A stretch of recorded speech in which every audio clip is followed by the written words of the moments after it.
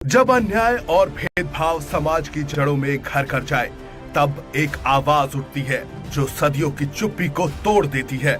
ये कहानी है उस महान व्यक्तित्व की जिन्होंने न केवल भारत के संविधान का निर्माण किया, बल्कि करोड़ों वंचितों को अधिकारों की रोशनी दी। ये कहानी है डॉक्टर भीमराव अंबेडकर की। लेकिन सबसे ज्यादा पढ़े लिखे होने के बावजूद बी.आर. अंबेडकर भारत के पहले प्रधानमंत्री क्यों नहीं बन पाए? गांधी के साथ उनके क्या मतभेद थे? गांधी को महात्मा क्यों नहीं बुलाते थे अंबेडकर? बाबा साहेब ने हिंदू धर्म क्यों छोड़ा और क्यों बौद्ध धर्म की दीक्षा ली? चलिए तलाशते हैं इन सभी सवालों के जवाब। देखिए हमारी खास पेशकश, Baba Saheb Ambedkar, the ultimate liberator.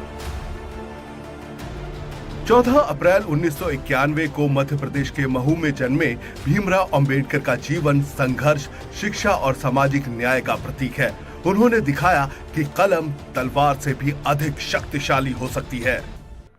Ambedkar का जन्म महार जाति में हुआ था, जिसे अछूत माना जाता था। बचपन में ही उन्होंने जातिगत भेदभाव और सामाजिक बहिष्कार का सामना किया। स्कूल में उन्हें अलग बिठाया जाता था। पानी पीने के लिए दूसरों की मदद लेनी पड़ती थी, लेकिन शिक्षा के प्रति उनकी लगन ने उन्हें इन बाधाओं से लड़ने की ताकत दी। उन्होंने बॉम्बे विश्वविद्यालय से ग्रेजुएशन की और फिर अमेरिका के कोलंबिया विश्वविद्यालय से अर्थशास्त्र में पीएचडी की। कोलंबिया में पढ़ाई के दौरान उन्होंने the problem of the rupee, its origin and solution नामक शोध पत्र लिखा, जो उनकी गहरी आर्थिक समझ को दर्शाता है। इसके बाद उन्होंने लंदन स्कूल ऑफ इकोनॉमिक्स में उच्च शिक्षा प्राप्त की और लॉ की डिग्री भी हासिल की। शिक्षा ने उन्हें विचारों की स्वतंत्रता दी और सामाजिक सुधार का हथियार बनाया। भारत लौटने के बाद अंबेडकर ने दलितों के अधिकारों के लिए संघर्ष शुरू किया। 1927 में उन्होंने महाड़ सत्याग्रह का नेतृत्व किया, जहां उन्होंने छुआछूत के खिलाफ लड़ाई लड़ी और दलितों को सार्वजनिक जल स्रोतों जैसे नदी और तालाब तक पहुंच का अधिकार दिलाने की मांग की। इस दौरान उन्होंने मनुस्मृति का दहन किया, जिसे वो जातिवाद का प्रतीक मानते थे। अंबेडकर और महात्मा गांधी के बीच दलितों के अधिकारों को लेकर तीखे मतभेद थे। अंबेडकर चाहते थे कि दलितों को अलग निर्वाचक मंडल मिले ताकि वे अपने नेताओं को चुन सके। गांधी जी इसका विरोध करते थे, क्योंकि उन्हें डर था इससे हिंदू समाज में और विभाजन हो जाएगा। 1932 में पूना पैक्ट के जरिए एक समझौता हुआ, जिसमें दलितों को आरक्षित सीटें दी गई, लेकिन अंबेडकर इसे दलितों के लिए एक मजबूरी भरा समझौता मानते थे, न कि पूर्ण विजय। 1947 में स्वतंत्रता के बाद डॉक्टर अंबेडकर को भारत के संविधान मसौदा समिति का अध्यक्ष बनाया गया। उन्होंने एक ऐसा संविधान तैयार किया जिसमें समानता, स्वतंत्रता, धर्मनिरपेक्षता और सामाजिक न्याय के सिद्धांतों को प्रमुखता दी गई। उन्होंने महिलाओं के अधिकारों, श्रमिकों के अधिकारों और पिछड़े वर्गों के लिए आरक्षण सुनिश्चित किया। उनका दृष्टिकोण आधुनिक, प्रगतिशील और न्यायपूर्ण भारत के निर्माण की नींव बना। आगे आने वाले सालों में अंबेडकर ने महसूस किया कि हिंदू धर्म में जाति व्यवस्था कभी दलितों को बराबरी का दर्जा नहीं दे सकती है। उन्होंने कहा कि मैं हिंदू के रूप में पैदा जरूर हुआ हूं, लेकिन हिंदू के रूप में मरूंगा नहीं। 14 अक्टूबर 1956 को नागपुर में उन्होंने बौद्ध धर्म को स्वीकार किया और लाखों अनुयायियों के साथ नई राह पर चले। बौद्ध धर्म ने उन्हें समानता और करुणा का संदेश दिया, जो उनके विचारों के अनुरूप था। इससे उन्होंने नई सामाजिक क्रांति की शुरुआत की, जिसे धम्म चक्र प्रवर्तन कहा गया। डॉक्टर भीमराव अंबेडकर का जीवन इस बात का प्रतीक है कि शिक्षा, साहस और दृढ़ निश्चय के साथ किसी भी सामाजिक अन्याय को चुनौती दी जा सकती है। वे आज भी करोड़ों लोगों के लिए प्रेरणा का स्रोत है। उनका सपना था एक ऐसा भारत बनाना जहां हर व्यक्ति को समान अवसर मिल सके, बिना किसी भेदभाव के। हम डॉक्टर भीमराव अंबेडकर को नमन करते हैं।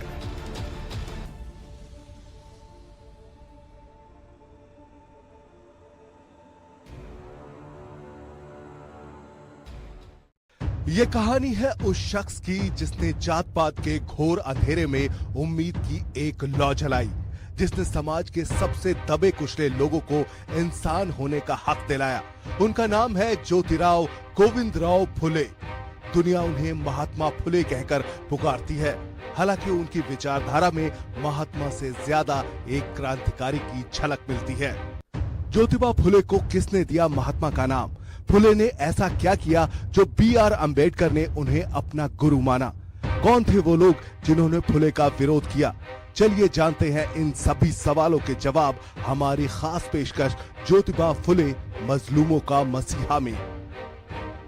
11 अप्रैल 1827 सतारा जिले के एक छोटे से गांव में माली जाति के एक परिवार में एक बच्चे का जन्म हुआ, जिसका नाम रखा गया ज्योतिराव, जो आगे चलकर रोशनी का पुजारी बना। वो जाति से शूद्र थे, लेकिन उनकी सोच ब्राह्मणों से भी बहुत ऊंची थी। उस दौर में मनुवादी सोच और जातिवादी समाज शूद्रों को पढ़ने लिखने का हक नहीं देता था। वो कहते थे माली समाज सिर्फ बाग बगीचों में खरपतवार काटे, उनको पढ़ने लिखने की क्या जरूरत है। इस सब के बावजूद स्कॉटिश मिशन हाई स्कूल में ज्योतिबा ने अंग्रेजी की पढ़ाई की। एक बार ज्योतिबा अपने एक ब्राह्मण दोस्त की शादी में गए। वहां उसके माँ बाप ने ज्योतिबा से कहा कि तुम शूद्र होकर हमारे घर शादी में क्यों आए, तुम्हें शर्म नहीं आती? इस घटना ने ज्योतिबा की जिंदगी पूरी तरह बदल दी। उन्होंने कसम खाई कि वो जाति पाति की दीवार को तोड़ देंगे। 13 साल की उम्र में उनके पिता ने सावित्रीबाई फुले से उनकी शादी करा दी। 1848 में जब उनकी उम्र 21 की हुई तो उन्होंने क्रिश्चियन मिशनरी स्कूल में पढ़ाई की। वहां उन्होंने बराबरी और मानव अधिकारों पर थॉमस पेन की किताब राइट्स ऑफ मैन पढ़ी। इसके बाद उन्हें समझ में आ गया कि जातिवादी जुल्म का सबसे बड़ा शिकार शूद्र और महिलाएं हुई हैं। उन्होंने अपनी पत्नी सावित्री फुले को पढ़ाना शुरू किया। जब सावित्रीबाई फुले खेत में खाना लेकर आती थी तो वो वहीं बैठकर उन्हें पढ़ाया करते थे। अब इन दोनों ने मिलकर महिलाओं में शिक्षा की अलख जगाने का बीड़ा उठाया। पुणे के भिड़ेवाड़ा में दोनों ने मिलकर देश का पहला बालिका विद्यालय शुरू किया।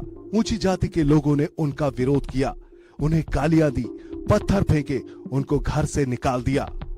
ज्योतिबा फुले और सावित्रीबाई फुले को एक मुस्लिम भाई उस्मान शेख और उनकी बहन फातिमा शेख ने अपने घर में शरण दी और स्कूल खुलवाया। अब शिक्षा के 4 सिपाही हो गए। उन्होंने मिलकर महार और मांग जैसी अछूत जाति के बच्चों के लिए स्कूल खोले। 1852 तक फुले के 3 स्कूलों में 273 छात्राएं पढ़ा करती थीं। महिला शिक्षा के साथ उन्होंने जातिवादी शोषण के खिलाफ भी आवाज उठाना शुरू किया। उस दौर में माना जाता था कि अगर किसी शूद्र की परछाई किसी ऊंची जाति के व्यक्ति पर पड़ जाती थी तो वो अपवित्र हो जाता था। दलितों के पैर के निशान जमीन पर न रह जाएं, इसलिए उन्हें अपने पीछे झाड़ू बांधकर चलना पड़ता था। उन्होंने जातीय भेदभाव खत्म करने के लिए अपने घर के कुएं को सभी के लिए खोल दिया। फुले ने धर्म के नाम पर फैलाए जा रहे झूठ का पर्दाफाश किया। उन्होंने कहा कि आर्यन असल में विदेश से आए थे, जिन्होंने भारत के मूल निवासियों को गुलाम बनाया।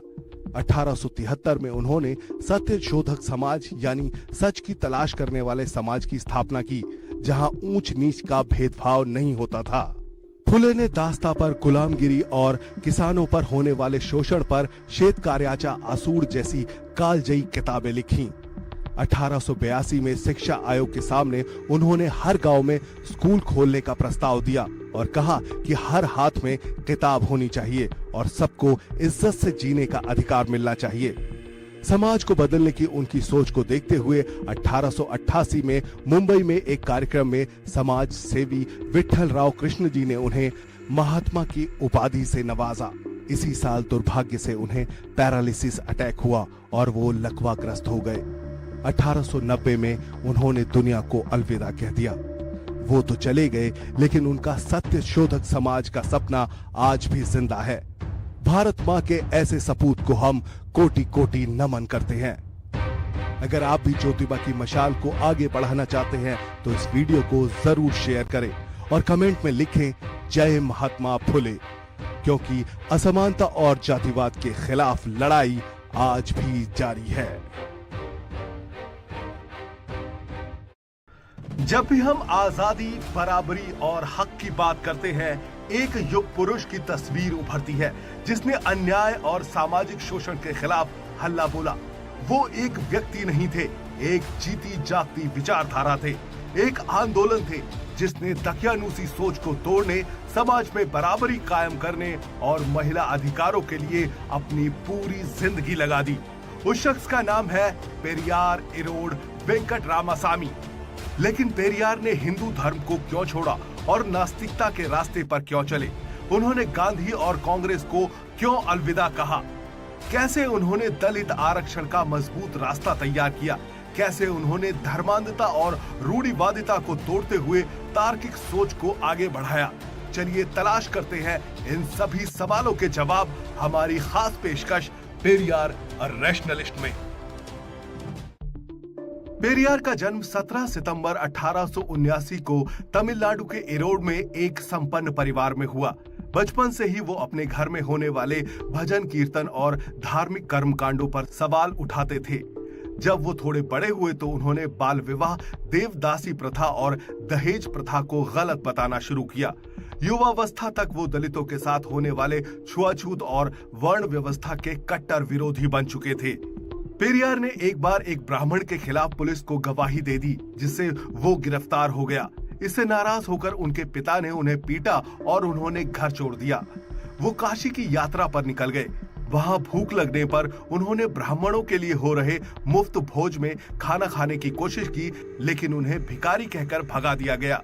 उन्होंने महसूस किया कि धर्म का इस्तेमाल शोषितों को दबाने के लिए हो रहा है। इस घटना ने उन्हें पूरी तरह नास्तिक बना दिया और वो खुलकर मूर्ति पूजा, तीर्थ यात्रा और धार्मिक अनुष्ठानों का विरोध करने लगे। 1924 में पेरियार ने छुआछूत के खिलाफ केरल और तमिलनाडु में वाईकॉम सत्याग्रह किया। पेरियार की समाज को बदलने की पहल को देखते हुए कांग्रेस नेता चक्रवर्ती राजा गोपालाचारी ने उन्हें 1919 में कांग्रेस में शामिल कर लिया। इसके बाद कांग्रेस में उन्होंने दलित आरक्षण का प्रस्ताव रखा। उन्होंने कहा कि जब तक समाज में जातिवाद रहेगा तब तक सच्चा लोकतंत्र कायम नहीं हो सकता है। कांग्रेस में उनके आरक्षण के प्रस्ताव को खारिज कर दिया गया। पेरियार ने देखा कि कांग्रेस के अंदर जातिवाद और ब्राह्मणवाद की जड़ें गहरी हैं, तो उन्होंने कांग्रेस को छोड़ दिया। पेरियार ने 1925 में आत्मसम्मान आंदोलन की शुरुआत की। इस आंदोलन का मकसद दलितों और पिछड़ी जातियों को ये एहसास कराना था कि वे किसी से कम नहीं हैं। उन्होंने कहा कि कोई भी व्यक्ति जन्म से श्रेष्ठ या नीच नहीं होता, ये एक भ्रम है। इसे तोड़ना ही सच्ची क्रांति है। उन्होंने जाति व्यवस्था को खत्म करने के लिए अंतर जातीय आत्मसम्मान विवाह की शुरुआत की, जिसमें बिना धार्मिक रीति रिवाजों के शादियां की जाती थीं। इसके बाद उन्होंने जस्टिस पार्टी की कमान संभाली। उन्होंने जातिवादी ब्राह्मणवादी सोच और धार्मिक पाखंड के खिलाफ जागरूकता अभियान जारी रखा। उन्होंने कहा कि अगर कोई भगवान जाति के नाम पर भेदभाव करता है तो ऐसा भगवान हमारे लिए नहीं है। पेरियार ने मनुस्मृति और अन्य धार्मिक ग्रंथों की निंदा की और उनका दहन किया। अपने संघर्षों के दौरान उन्हें सोवियत संघ जाने का मौका मिला, जहां वो कम्युनिस्ट विचारधारा से बहुत प्रभावित हुए। भारत लौटकर पेरियार ने जातीय भेदभाव के साथ साथ महिला गैर बराबरी के खिलाफ भी आवाज उठाई। उन्होंने महिलाओं को शिक्षित करने की पहल की और कहा कि अगर एक आदमी शिक्षित होता है तो सिर्फ वो शिक्षित होता है, लेकिन अगर एक औरत शिक्षित होती है तो पूरा परिवार और पूरा समाज शिक्षित होता है। 1944 में पेरियार ने जस्टिस पार्टी को बदलकर द्रविड़ कड़गम नामक एक सामाजिक सुधार संगठन बना दिया। बाद में ये संगठन तमिलनाडु की द्रविड़ पार्टियों का आधार बना। पेरियार की विचारधारा ने तमिलनाडु में द्रविड़ आंदोलन को जन्म दिया। जाति व्यवस्था से आजीवन संघर्ष करते हुए 24 दिसंबर 1973 को 94 साल की उम्र में उनका देहांत हुआ, लेकिन वो अपने पीछे अन्याय और गैर बराबरी के खिलाफ कभी न खत्म होने वाली जंग छोड़ गए। पेरियार की कहानी हमें रीति रिवाज के नाम पर गढ़े गए आडंबरों के खिलाफ आवाज उठाने की प्रेरणा देती है। आज भी उनके विचार और आदर्श समाज में क्रांति लाने की ताकत रखते हैं। भारत में बहुसंख्यक दलितों की मुक्ति के नायक पेरियार को हम शत शत नमन करते हैं। जब अन्याय और भेदभाव समाज की जड़ों में घर कर जाए, तब एक आवाज उठती है जो सदियों की चुप्पी को तोड़ देती है। ये कहानी है उस महान व्यक्तित्व की जिन्होंने न केवल भारत के संविधान का निर्माण किया बल्कि करोड़ों वंचितों को अधिकारों की रोशनी दी। ये कहानी है डॉक्टर भीमराव अंबेडकर की। लेकिन सबसे ज्यादा पढ़े लिखे होने के बावजूद B.R. अम्बेडकर भारत के पहले प्रधानमंत्री क्यों नहीं बन पाए? गांधी के साथ उनके क्या मतभेद थे? गांधी को महात्मा क्यों नहीं बुलाते थे अम्बेडकर? बाबा साहेब ने हिंदू धर्म क्यों छोड़ा और क्यों बौद्ध धर्म की दीक्षा ली? चलिए तलाशते हैं इन सभी सवालों के जवाब। देखिए हमारी खास पेशकश Baba Saheb Ambedkar, the ultimate liberator. 14 अप्रैल 1991 को मध्य प्रदेश के महू में जन्मे भीमराव अंबेडकर का जीवन संघर्ष, शिक्षा और सामाजिक न्याय का प्रतीक है। उन्होंने दिखाया कि कलम तलवार से भी अधिक शक्तिशाली हो सकती है। अंबेडकर का जन्म महार जाति में हुआ था, जिसे अछूत माना जाता था। बचपन में ही उन्होंने जातिगत भेदभाव और सामाजिक बहिष्कार का सामना किया। स्कूल में उन्हें अलग बिठाया जाता था।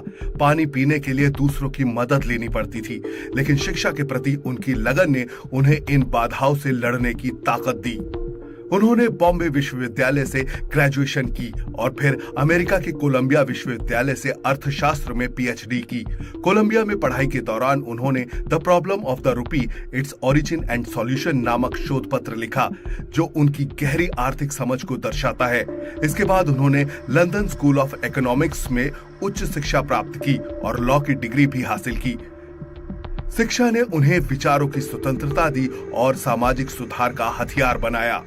भारत लौटने के बाद अंबेडकर ने दलितों के अधिकारों के लिए संघर्ष शुरू किया। 1927 में उन्होंने महाड़ सत्याग्रह का नेतृत्व किया, जहां उन्होंने छुआछूत के खिलाफ लड़ाई लड़ी और दलितों को सार्वजनिक जल स्रोतों जैसे नदी और तालाब तक पहुंच का अधिकार दिलाने की मांग की। इस दौरान उन्होंने मनुस्मृति का दहन किया, जिसे वो जातिवाद का प्रतीक मानते थे। अंबेडकर और महात्मा गांधी के बीच दलितों के अधिकारों को लेकर तीखे मतभेद थे। अंबेडकर चाहते थे कि दलितों को अलग निर्वाचक मंडल मिले ताकि वे अपने नेताओं को चुन सके। गांधी जी इसका विरोध करते थे, क्योंकि उन्हें डर था इससे हिंदू समाज में और विभाजन हो जाएगा। 1932 में पूना पैक्ट के जरिए एक समझौता हुआ, जिसमें दलितों को आरक्षित सीटें दी गई, लेकिन अंबेडकर इसे दलितों के लिए एक मजबूरी भरा समझौता मानते थे, न कि पूर्ण विजय। 1947 में स्वतंत्रता के बाद डॉक्टर अंबेडकर को भारत के संविधान मसौदा समिति का अध्यक्ष बनाया गया।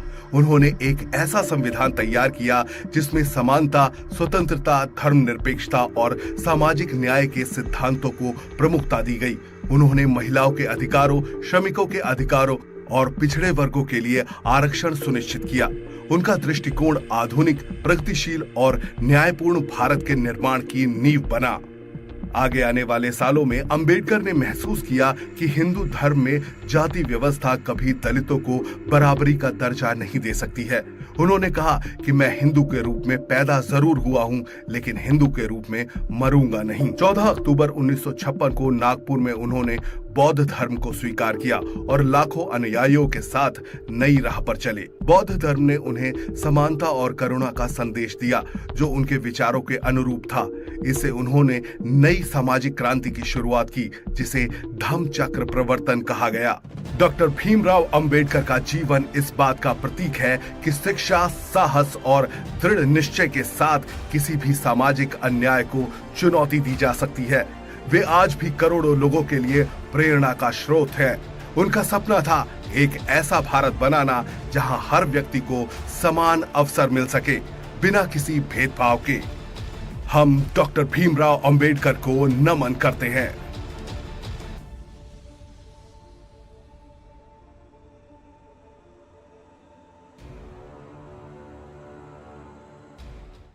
ये कहानी है उस शख्स की जिसने जात पात के घोर अंधेरे में उम्मीद की एक लौ जलाई, जिसने समाज के सबसे दबे कुचले लोगों को इंसान होने का हक दिलाया। उनका नाम है ज्योतिराव गोविंदराव फुले। दुनिया उन्हें महात्मा फुले कहकर पुकारती है, हालांकि उनकी विचारधारा में महात्मा से ज्यादा एक क्रांतिकारी की झलक मिलती है। ज्योतिबा फुले को किसने दिया महात्मा का नाम? फुले ने ऐसा क्या किया जो B.R. अम्बेडकर ने उन्हें अपना गुरु माना? कौन थे वो लोग जिन्होंने फुले का विरोध किया? चलिए जानते हैं इन सभी सवालों के जवाब हमारी खास पेशकश ज्योतिबा फुले, मजलूमों का मसीहा में। 11 अप्रैल 1827 सतारा जिले के एक छोटे से गांव में माली जाति के एक परिवार में एक बच्चे का जन्म हुआ, जिसका नाम रखा गया ज्योतिराव, जो आगे चलकर रोशनी का पुजारी बना। वो जाति से शूद्र थे, लेकिन उनकी सोच ब्राह्मणों से भी बहुत ऊंची थी। उस दौर में मनुवादी सोच और जातिवादी समाज शूद्रों को पढ़ने लिखने का हक नहीं देता था। वो कहते थे माली समाज सिर्फ बाग बगीचों में खरपतवार काटे, उनको पढ़ने लिखने की क्या जरूरत है। इस सब के बावजूद स्कॉटिश मिशन हाई स्कूल में ज्योतिबा ने अंग्रेजी की पढ़ाई की। एक बार ज्योतिबा अपने एक ब्राह्मण दोस्त की शादी में गए। वहां उसके माँ बाप ने ज्योतिबा से कहा कि तुम शूद्र होकर हमारे घर शादी में क्यों आए, तुम्हें शर्म नहीं आती। इस घटना ने ज्योतिबा की जिंदगी पूरी तरह बदल दी। उन्होंने कसम खाई कि वो जाति पाति की दीवार को तोड़ देंगे। 13 साल की उम्र में उनके पिता ने सावित्रीबाई फुले से उनकी शादी करा दी। 1848 में जब उनकी उम्र 21 की हुई तो उन्होंने क्रिश्चियन मिशनरी स्कूल में पढ़ाई की। वहां उन्होंने बराबरी और मानव अधिकारों पर थॉमस पेन की किताब राइट्स ऑफ मैन पढ़ी। इसके बाद उन्हें समझ में आ गया कि जातिवादी जुल्म का सबसे बड़ा शिकार शूद्र और महिलाएं हुई हैं। उन्होंने अपनी पत्नी सावित्री फुले को पढ़ाना शुरू किया। जब सावित्रीबाई फुले खेत में खाना लेकर आती थी तो वो वहीं बैठकर उन्हें पढ़ाया करते थे। अब इन दोनों ने मिलकर महिलाओं में शिक्षा की अलख जगाने का बीड़ा उठाया। पुणे के भिड़ेवाड़ा में दोनों ने मिलकर देश का पहला बालिका विद्यालय शुरू किया। ऊंची जाति के लोगों ने उनका विरोध किया, उन्हें गालियां दी, पत्थर फेंके, उनको घर से निकाल दिया। ज्योतिबा फुले और सावित्रीबाई फुले को एक मुस्लिम भाई उस्मान शेख और उनकी बहन फातिमा शेख ने अपने घर में शरण दी और स्कूल खुलवाया। अब शिक्षा के 4 सिपाही हो गए। उन्होंने मिलकर महार और मांग जैसी अछूत जाति के बच्चों के लिए स्कूल खोले। 1852 तक फुले के 3 स्कूलों में 273 छात्राएं पढ़ा करती थीं। महिला शिक्षा के साथ उन्होंने जातिवादी शोषण के खिलाफ भी आवाज उठाना शुरू किया। उस दौर में माना जाता था कि अगर किसी शूद्र की परछाई किसी ऊंची जाति के व्यक्ति पर पड़ जाती थी तो वो अपवित्र हो जाता था। दलितों के पैर के निशान जमीन पर न रह जाएं, इसलिए उन्हें अपने पीछे झाड़ू बांधकर चलना पड़ता था। उन्होंने जातीय भेदभाव खत्म करने के लिए अपने घर के कुएं को सभी के लिए खोल दिया। फुले ने धर्म के नाम पर फैलाए जा रहे झूठ का पर्दाफाश किया। उन्होंने कहा कि आर्यन असल में विदेश से आए थे, जिन्होंने भारत के मूल निवासियों को गुलाम बनाया। 1873 में उन्होंने सत्य शोधक समाज यानी सच की तलाश करने वाले समाज की स्थापना की, जहां ऊंच नीच का भेदभाव नहीं होता था। फुले ने दास्ता पर गुलामगिरी और किसानों पर होने वाले शोषण पर श्वेत कार्याचा असूर जैसी कालजयी किताबें लिखी। 1882 में शिक्षा आयोग के सामने उन्होंने हर गांव में स्कूल खोलने का प्रस्ताव दिया और कहा कि हर हाथ में किताब होनी चाहिए और सबको इज्जत से जीने का अधिकार मिलना चाहिए। समाज को बदलने की उनकी सोच को देखते हुए 1888 में मुंबई में एक कार्यक्रम में समाज सेवी विठल राव कृष्ण जी ने उन्हें महात्मा की उपाधि से नवाजा। इसी साल दुर्भाग्य से उन्हें पैरालिसिस अटैक हुआ और वो लकवाग्रस्त हो गए। 1890 में उन्होंने दुनिया को अलविदा कह दिया। वो तो चले गए, लेकिन उनका सत्य शोधक समाज का सपना आज भी जिंदा है। भारत माँ के ऐसे सपूत को हम कोटि कोटि नमन करते हैं। अगर आप भी ज्योतिबा की मशाल को आगे बढ़ाना चाहते हैं तो इस वीडियो को जरूर शेयर करें और कमेंट में लिखें जय महात्मा फुले, क्योंकि असमानता और जातिवाद के खिलाफ लड़ाई आज भी जारी है। जब भी हम आजादी, बराबरी और हक की बात करते हैं, एक युग पुरुष की तस्वीर उभरती है जिसने अन्याय और सामाजिक शोषण के खिलाफ हल्ला बोला। वो एक व्यक्ति नहीं थे, एक जीती जागती विचारधारा थे, एक आंदोलन थे जिसने दकियानूसी सोच को तोड़ने, समाज में बराबरी कायम करने और महिला अधिकारों के लिए अपनी पूरी जिंदगी लगा दी। उस शख्स का नाम है पेरियार इरोड वेंकट रामासामी। लेकिन पेरियार ने हिंदू धर्म को क्यों छोड़ा और नास्तिकता के रास्ते पर क्यों चले? उन्होंने गांधी और कांग्रेस को क्यों अलविदा कहा? कैसे उन्होंने दलित आरक्षण का मजबूत रास्ता तैयार किया?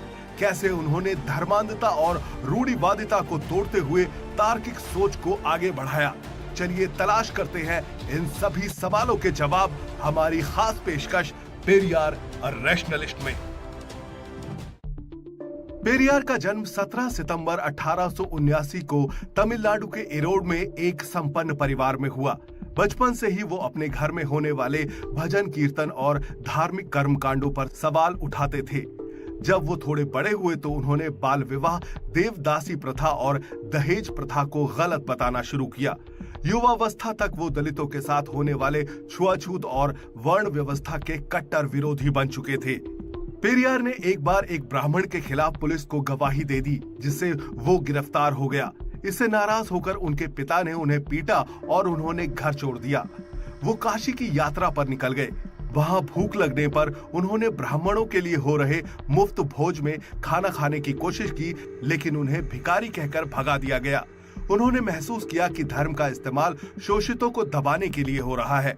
इस घटना ने उन्हें पूरी तरह नास्तिक बना दिया और वो खुलकर मूर्ति पूजा, तीर्थ यात्रा और धार्मिक अनुष्ठानों का विरोध करने लगे।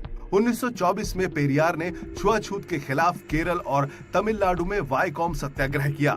पेरियार की समाज को बदलने की पहल को देखते हुए कांग्रेस नेता चक्रवर्ती राजा गोपालाचारी ने उन्हें 1919 में कांग्रेस में शामिल कर लिया। इसके बाद कांग्रेस में उन्होंने दलित आरक्षण का प्रस्ताव रखा। उन्होंने कहा कि जब तक समाज में जातिवाद रहेगा तब तक सच्चा लोकतंत्र कायम नहीं हो सकता है।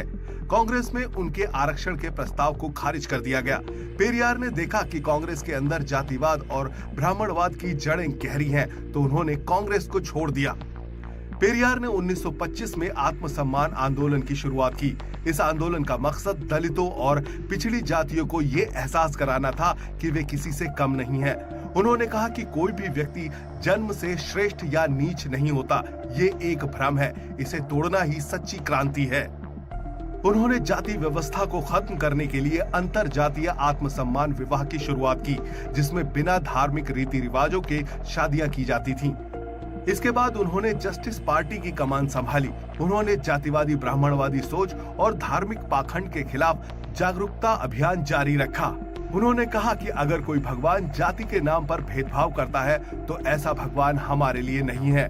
पेरियार ने मनुस्मृति और अन्य धार्मिक ग्रंथों की निंदा की और उनका दहन किया। अपने संघर्षों के दौरान उन्हें सोवियत संघ जाने का मौका मिला, जहां वो कम्युनिस्ट विचारधारा से बहुत प्रभावित हुए। भारत लौटकर पेरियार ने जातीय भेदभाव के साथ साथ महिला गैर बराबरी के खिलाफ भी आवाज उठाई। उन्होंने महिलाओं को शिक्षित करने की पहल की और कहा कि अगर एक आदमी शिक्षित होता है तो सिर्फ वो शिक्षित होता है, लेकिन अगर एक औरत शिक्षित होती है तो पूरा परिवार और पूरा समाज शिक्षित होता है। 1944 में पेरियार ने जस्टिस पार्टी को बदलकर द्रविड़ कड़गम नामक एक सामाजिक सुधार संगठन बना दिया। बाद में ये संगठन तमिलनाडु की द्रविड़ पार्टियों का आधार बना। पेरियार की विचारधारा ने तमिलनाडु में द्रविड़ आंदोलन को जन्म दिया। जाति व्यवस्था से आजीवन संघर्ष करते हुए 24 दिसंबर 1973 को 94 साल की उम्र में उनका देहांत हुआ, लेकिन वो अपने पीछे अन्याय और गैर बराबरी के खिलाफ कभी न खत्म होने वाली जंग छोड़ गए। पेरियार की कहानी हमें रीति रिवाज के नाम पर गढ़े गए आडंबरों के खिलाफ आवाज उठाने की प्रेरणा देती है। आज भी उनके विचार और आदर्श समाज में क्रांति लाने की ताकत रखते हैं। भारत में बहुसंख्यक दलितों की मुक्ति के नायक पेरियार को हम शत शत नमन करते हैं।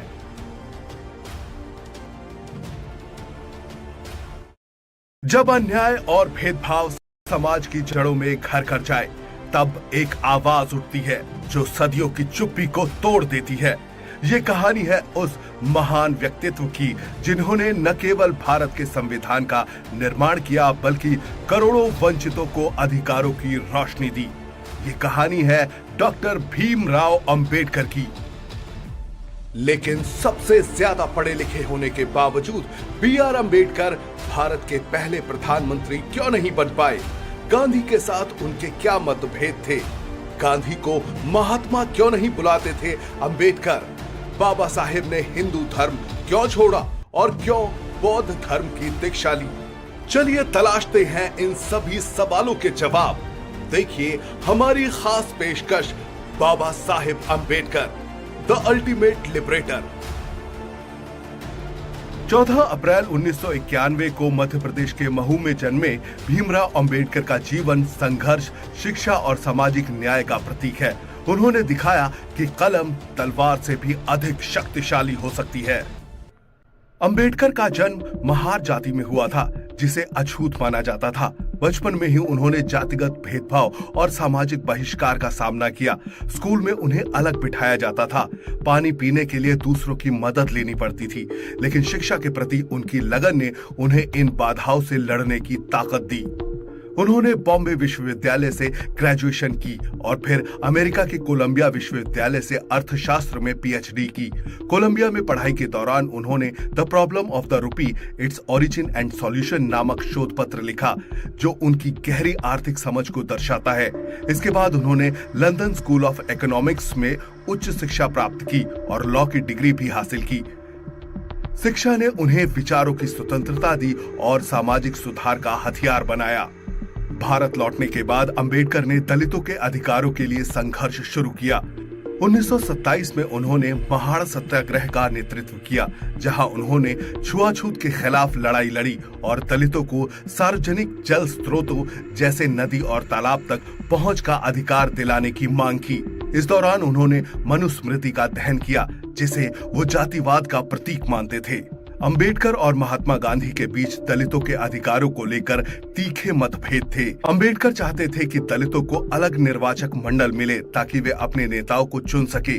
गांधी जी इसका विरोध करते थे, क्योंकि उन्हें डर था इससे हिंदू समाज में और विभाजन हो जाएगा। 1932 में पूना पैक्ट के जरिए एक समझौता हुआ, जिसमें दलितों को आरक्षित सीटें दी गई, लेकिन अंबेडकर इसे दलितों के लिए एक मजबूरी भरा समझौता मानते थे, न कि पूर्ण विजय। 1947 में स्वतंत्रता के बाद डॉक्टर अंबेडकर को भारत के संविधान मसौदा समिति का अध्यक्ष बनाया गया। उन्होंने एक ऐसा संविधान तैयार किया जिसमें समानता, स्वतंत्रता, धर्मनिरपेक्षता और सामाजिक न्याय के सिद्धांतों को प्रमुखता दी गई। उन्होंने महिलाओं के अधिकारों, श्रमिकों के अधिकारों और पिछड़े वर्गों के लिए आरक्षण सुनिश्चित किया। उनका दृष्टिकोण आधुनिक, प्रगतिशील और न्यायपूर्ण भारत के निर्माण की नींव बना। आगे आने वाले सालों में अंबेडकर ने महसूस किया कि हिंदू धर्म में जाति व्यवस्था कभी दलितों को बराबरी का दर्जा नहीं दे सकती है। उन्होंने कहा कि मैं हिंदू के रूप में पैदा जरूर हुआ हूं, लेकिन हिंदू के रूप में मरूंगा नहीं। 14 अक्टूबर 1956 को नागपुर में उन्होंने बौद्ध धर्म को स्वीकार किया और लाखों अनुयायियों के साथ नई राह पर चले। बौद्ध धर्म ने उन्हें समानता और करुणा का संदेश दिया, जो उनके विचारों के अनुरूप था। इससे उन्होंने नई सामाजिक क्रांति की शुरुआत की, जिसे धम्म चक्र प्रवर्तन कहा गया। डॉक्टर भीमराव अंबेडकर का जीवन इस बात का प्रतीक है कि शिक्षा, साहस और दृढ़ निश्चय के साथ किसी भी सामाजिक अन्याय को चुनौती दी जा सकती है। वे आज भी करोड़ों लोगों के लिए प्रेरणा का स्रोत है। उनका सपना था एक ऐसा भारत बनाना जहां हर व्यक्ति को समान अवसर मिल सके, बिना किसी भेदभाव के। हम डॉक्टर भीमराव अंबेडकर को नमन करते हैं।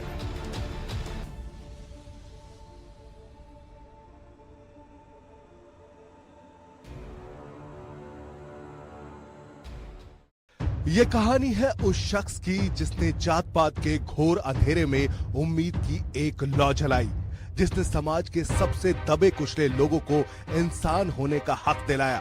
उनका नाम है ज्योतिराव गोविंदराव फुले। दुनिया उन्हें महात्मा फुले कहकर पुकारती है। हालांकि उनकी विचारधारा में महात्मा से ज्यादा एक क्रांतिकारी की झलक मिलती है। ज्योतिबा फुले को किसने दिया महात्मा का नाम? फुले ने ऐसा क्या किया जो बी.आर. अंबेडकर ने उन्हें अपना गुरु माना? कौन थे वो लोग जिन्होंने फुले का विरोध किया? चलिए जानते हैं इन सभी सवालों के जवाब हमारी खास पेशकश ज्योतिबा फुले मजलूमों का मसीहा में। 11 अप्रैल 1827 सतारा जिले के एक छोटे से गांव में माली जाति के एक परिवार में एक बच्चे का जन्म हुआ, जिसका नाम रखा गया ज्योतिराव, जो आगे चलकर रोशनी का पुजारी बना। वो जाति से शूद्र थे, लेकिन उनकी सोच ब्राह्मणों से भी बहुत ऊंची थी। उस दौर में मनुवादी सोच और जातिवादी समाज शूद्रों को पढ़ने लिखने का हक नहीं देता था। वो कहते थे माली समाज सिर्फ बाग बगीचों में खरपतवार काटे, उनको पढ़ने लिखने की क्या जरूरत है।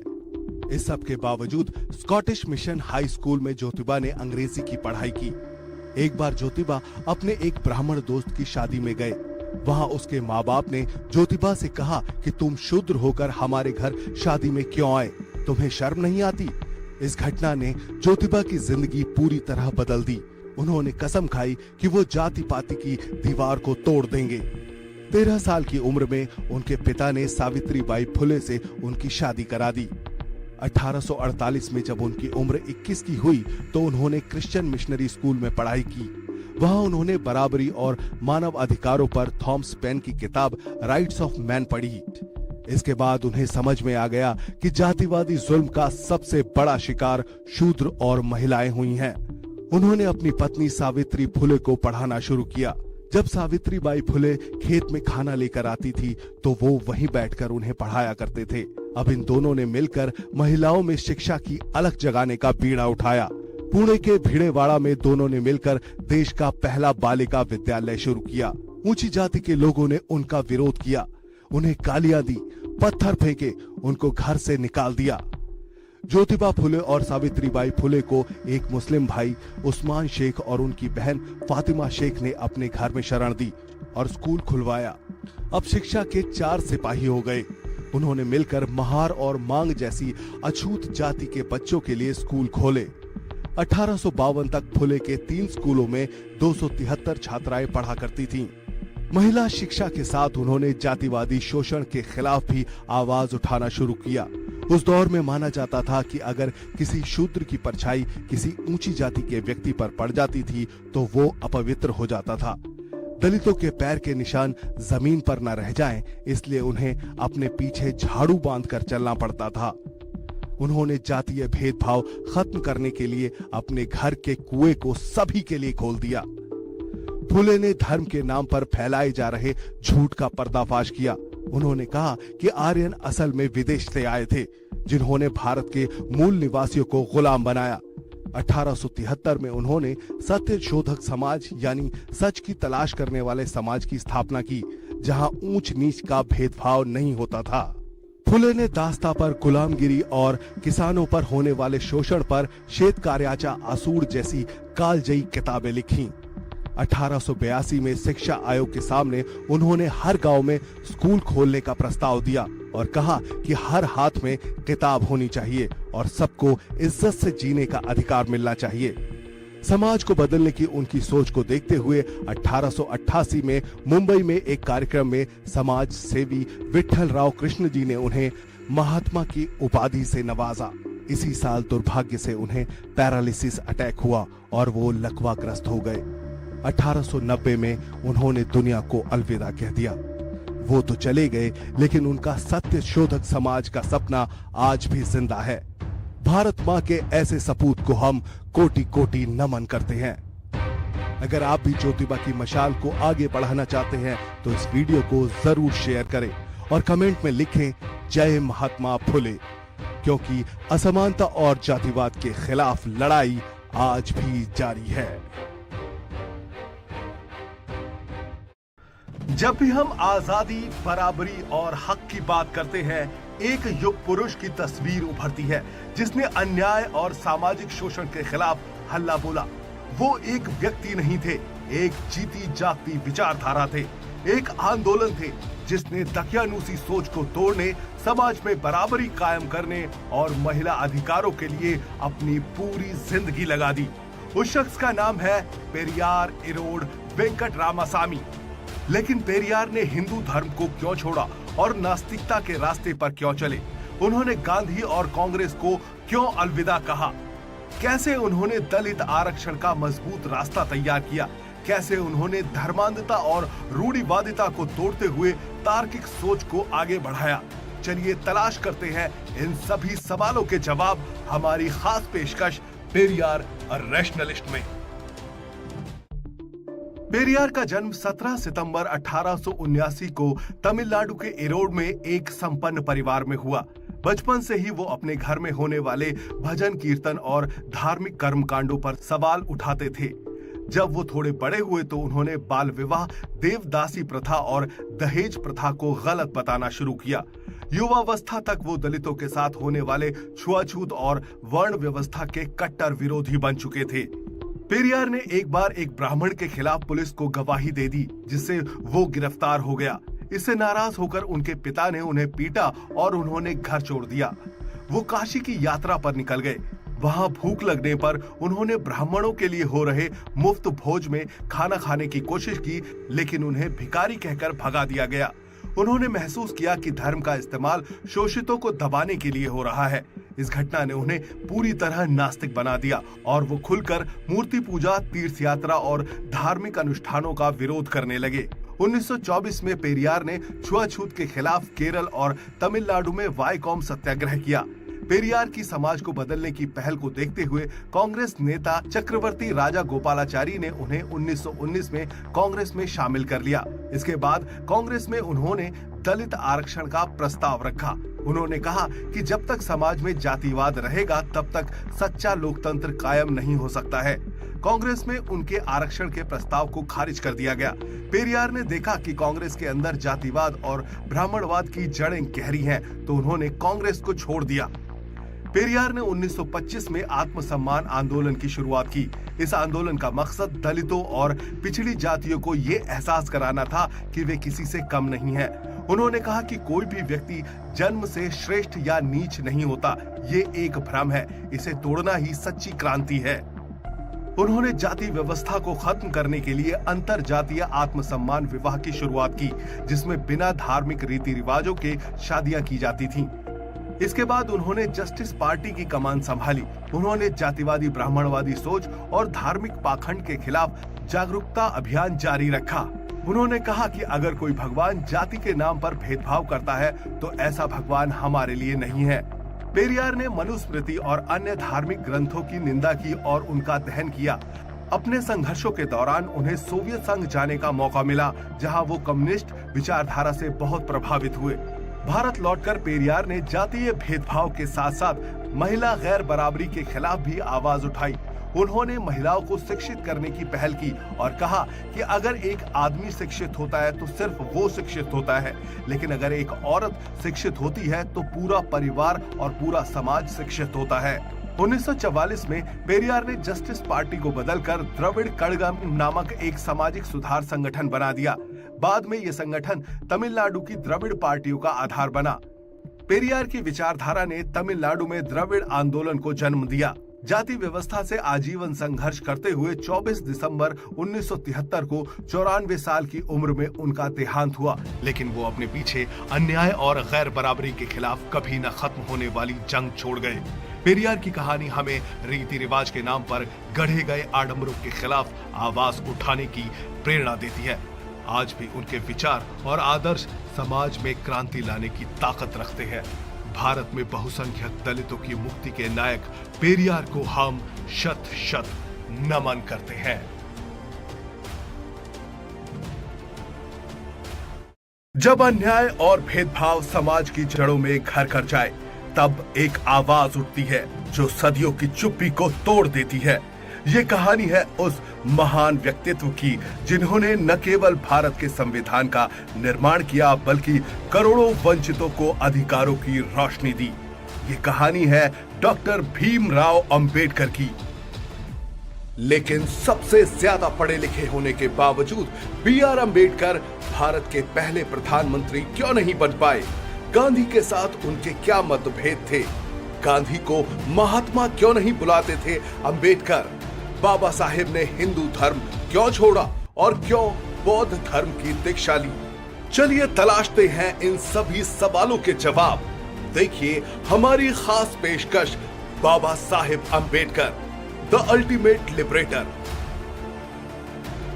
14 अप्रैल 1991 को मध्य प्रदेश के महू में जन्मे भीमराव अंबेडकर का जीवन संघर्ष, शिक्षा और सामाजिक न्याय का प्रतीक है। उन्होंने दिखाया कि कलम तलवार से भी अधिक शक्तिशाली हो सकती है। अंबेडकर का जन्म महार जाति में हुआ था, जिसे अछूत माना जाता था। बचपन में ही उन्होंने जातिगत भेदभाव और सामाजिक बहिष्कार का सामना किया। स्कूल में उन्हें अलग बिठाया जाता था। पानी पीने के लिए दूसरों की मदद लेनी पड़ती थी, लेकिन शिक्षा के प्रति उनकी लगन ने उन्हें इन बाधाओं से लड़ने की ताकत दी।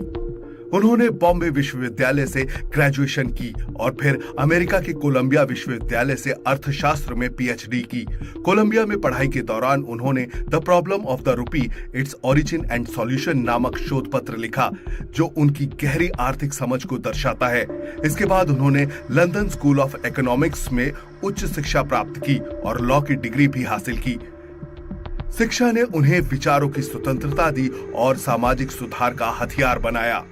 भारत लौटने के बाद अंबेडकर ने दलितों के अधिकारों के लिए संघर्ष शुरू किया।